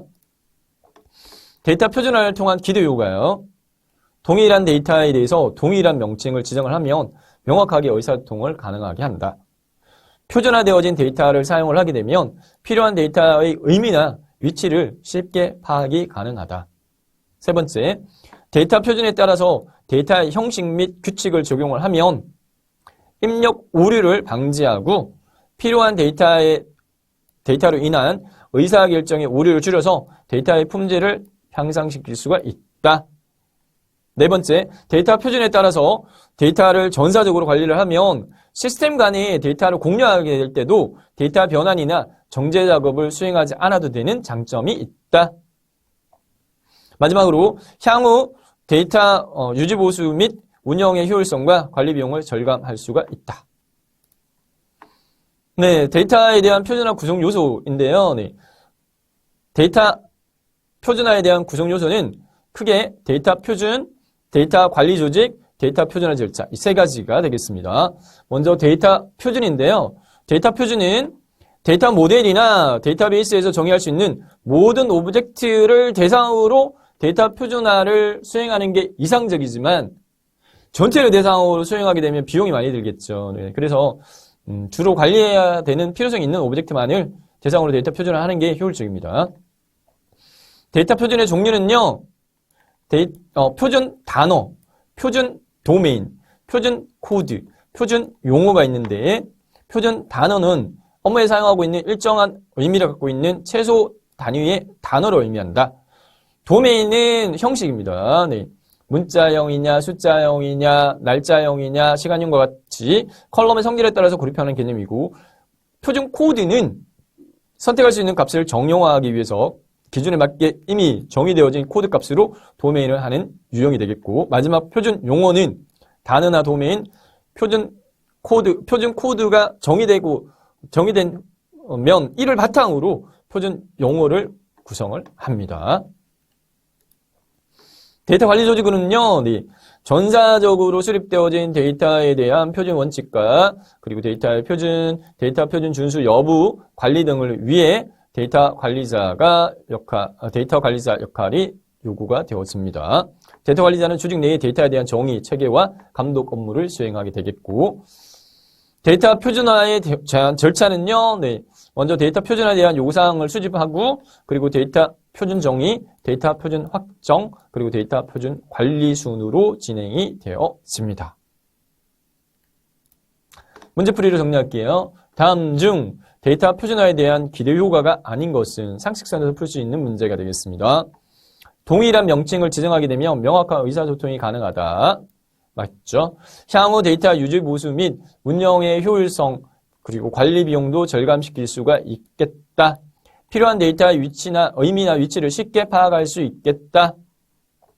시스템 간의 데이터 공유할 때 데이터 변환이나 정제 작업을 수행하지 않아도 된다라고 했죠. 네, 수행한다가 아니라 수행하지 않아도 된다라는 게 장점이었어요. 네, 그래서 기도요가 아닌 건 4번이 틀렸습니다. 자, 평가 문제로 정리하겠습니다. 네, 1번부터요. 네, 다음 중 데이터베이스 관련되어진 신기술에 대한 설명으로 틀린 거 7가지 저희가 살펴봤었는데, 메타데이터는 데이터를 정의하는, 설명해주는 데이터야. 맞습니다. 그리고 디지털 아카이빙은 얘는 장기적으로 보존 기록하는 거예요. 데이터를 압축하고 겹친 정보를 중복을 배제하고 새로운 기준에 따라서 나누어 저장하는 작업이야. 설명은 데이터 다이어트에 대한 설명입니다. 디지털 아카이빙은 디지털로 장기적으로 기록 보관하는 걸 뜻합니다. 그래서 설명이 매치가 틀렸어요. 하드업은 오픈소스 기반으로 분산 컴퓨팅 플랫폼이야. 맞고요. 브로드 데이터는 해당 다양한 채널에서 소비자와 상호작용을 통해 생성된 기업 마케팅에 있어 효율적 다양한 데이터야. 맞습니다. 두 번째, 다음에서 설명하는 데이터베이스 관련 신기술을 올바른 것은 기존의 관리 방법이나 분석 체계로는 처리하기 어려운 막대한 양의 정형 또는 비정형의 데이터 집합이야. 스마트폰의 빠른 확산과 소셜 네트워크 서비스의 활성화, 사물 네트워크의 확대로 데이터 폭발이 더욱 가속화됐다. 많은 양의 데이터, 빅데이터에 대한 설명이죠. 네, 빅데이터 1번이 정답입니다. 다음, 세 번째. 트랜잭션의 병행 제어 목적이 아닌 것은 트랜잭션의 병행 제어 목적. 첫 번째, 데이터베이스에 대한 공유를 최대화한다. 자, 병행 제어라고 하는 부분 자체는 해당 같이 수행할 수 있게끔 컨트롤 해가면서요. 병행 수행에 대한 문제점이 발생하지 않도록 같이 수행을 하되 제어를 통해 가지고 하는 걸 이야기하는데, 트랜잭션의 병행 제어는 목적이 데이터베이스 공유 최대화 맞고요. 시스템 활용도에 대한 최대화, 데이터베이스에 대한 일관성 유지인데 일관성 최소화라고 되어 있기 때문에 얘가 틀렸어요. 마지막으로 사용자의 응답 시간 최소화 맞습니다. 네 번째, 다음 중 데이터 표준에 대한 설명으로 틀린 것은 데이터 모델이나 데이터베이스에서 정의할 수 있는 모든 오브젝트를 대상으로 데이터 표준을 수행하는 것이 이상적이다. 네. 현실적으로는 힘들지만 전체적인 모든 오브젝트를 대상으로 표준화 수행하는 게 바람직하다. 네, 맞습니다. 이상적이라는 거죠. 이상적이라는 부분이고 현실적으로는 많이 사용하는 거 주된 부분만 하는 게 낫겠고 효율적이고. 두 번째, 표준 단어는 업무에서 사용하고 일정한 의미를 갖고 있는 최소 단위의 단어를 의미한다. 네. 표준 단어, 최소 단위 단어. 네, 맞고. 표준 도메인은 선택할 수 있는 값을 정형화하기 위해 기준에 맞게 이미 정의되어진 코드 값이야. 네. 설명 문구는 표준 코드에 대한 설명이에요. 표준 코드에 대한 설명이고, 표준 도메인은 문자형이다, 숫자형이다, 날짜형이다와 같은 해당 컬럼의 데이터 타입에 대한 부분이었거든요. 요게 틀렸고, 표준 용어는 단어와 도메인과 코드 표준이 정의된 이를 바탕으로 표준 용어를 구성한다. 맞습니다. 네, 다음 마지막으로 핵심 정리 저희 세 파트에 나눠서 살펴봤거든요. 파트별로 내용 정리하면 IT 신기술 및 데이터베이스 기술 트렌드 정보로서는 데이터베이스 관련 신기술 7가지 살펴봤었어요. 용어만 그냥 다시 한번 살펴보겠습니다. 빅데이터, 브로드 데이터, 디지털 아카이빙, 메타데이터, 데이터에 대한 데이터 정의, 데이터 다이어트 줄인다는 거고, 하드업, 그 다음에 다주, 이렇게 7가지 살펴봤어요. 용어 설명해놓고 이걸 고를 수 있는 정도만 익히시면 되겠습니다. 두 번째, 데이터베이스 관리 기능으로서는 크게 회복하고 병행 제어에 대해 살펴봤었거든요. 데이터베이스의 회복은 트랜잭션을 수행하는 도중에 장애가 발생해서요. 데이터베이스가 손상되었을 때 손상되기 이전의 정상 상태로 복구하는 작업이 회복이고, 병행 제어는 다중 프로그램의 이점을 활용해서 동시에 여러 트랜잭션을 병행 수행할 때 동시에 실행되는 트랜잭션들이 데이터베이스 일관성을 파괴하지 않도록 트랜잭션 간의 상호작용을 컨트롤하는 것을 뜻한다. 마지막으로 데이터베이스 표준화입니다. 데이터에 대한 표준화. 데이터에 대한 표준화를 저희가 살펴봤었는데, 데이터 표준화는 시스템을 구성하는 데이터 요소의 명칭, 정의, 형식, 규칙에 대한 원칙을 수립하고 적용하는 것이었고요. 데이터베이스의 표준화 구성 요소로서는 데이터 표준, 데이터 관리 조직, 데이터 표준화 절차가 있었습니다. 이상으로 데이터베이스 구축 관리에 대해 살펴봤습니다.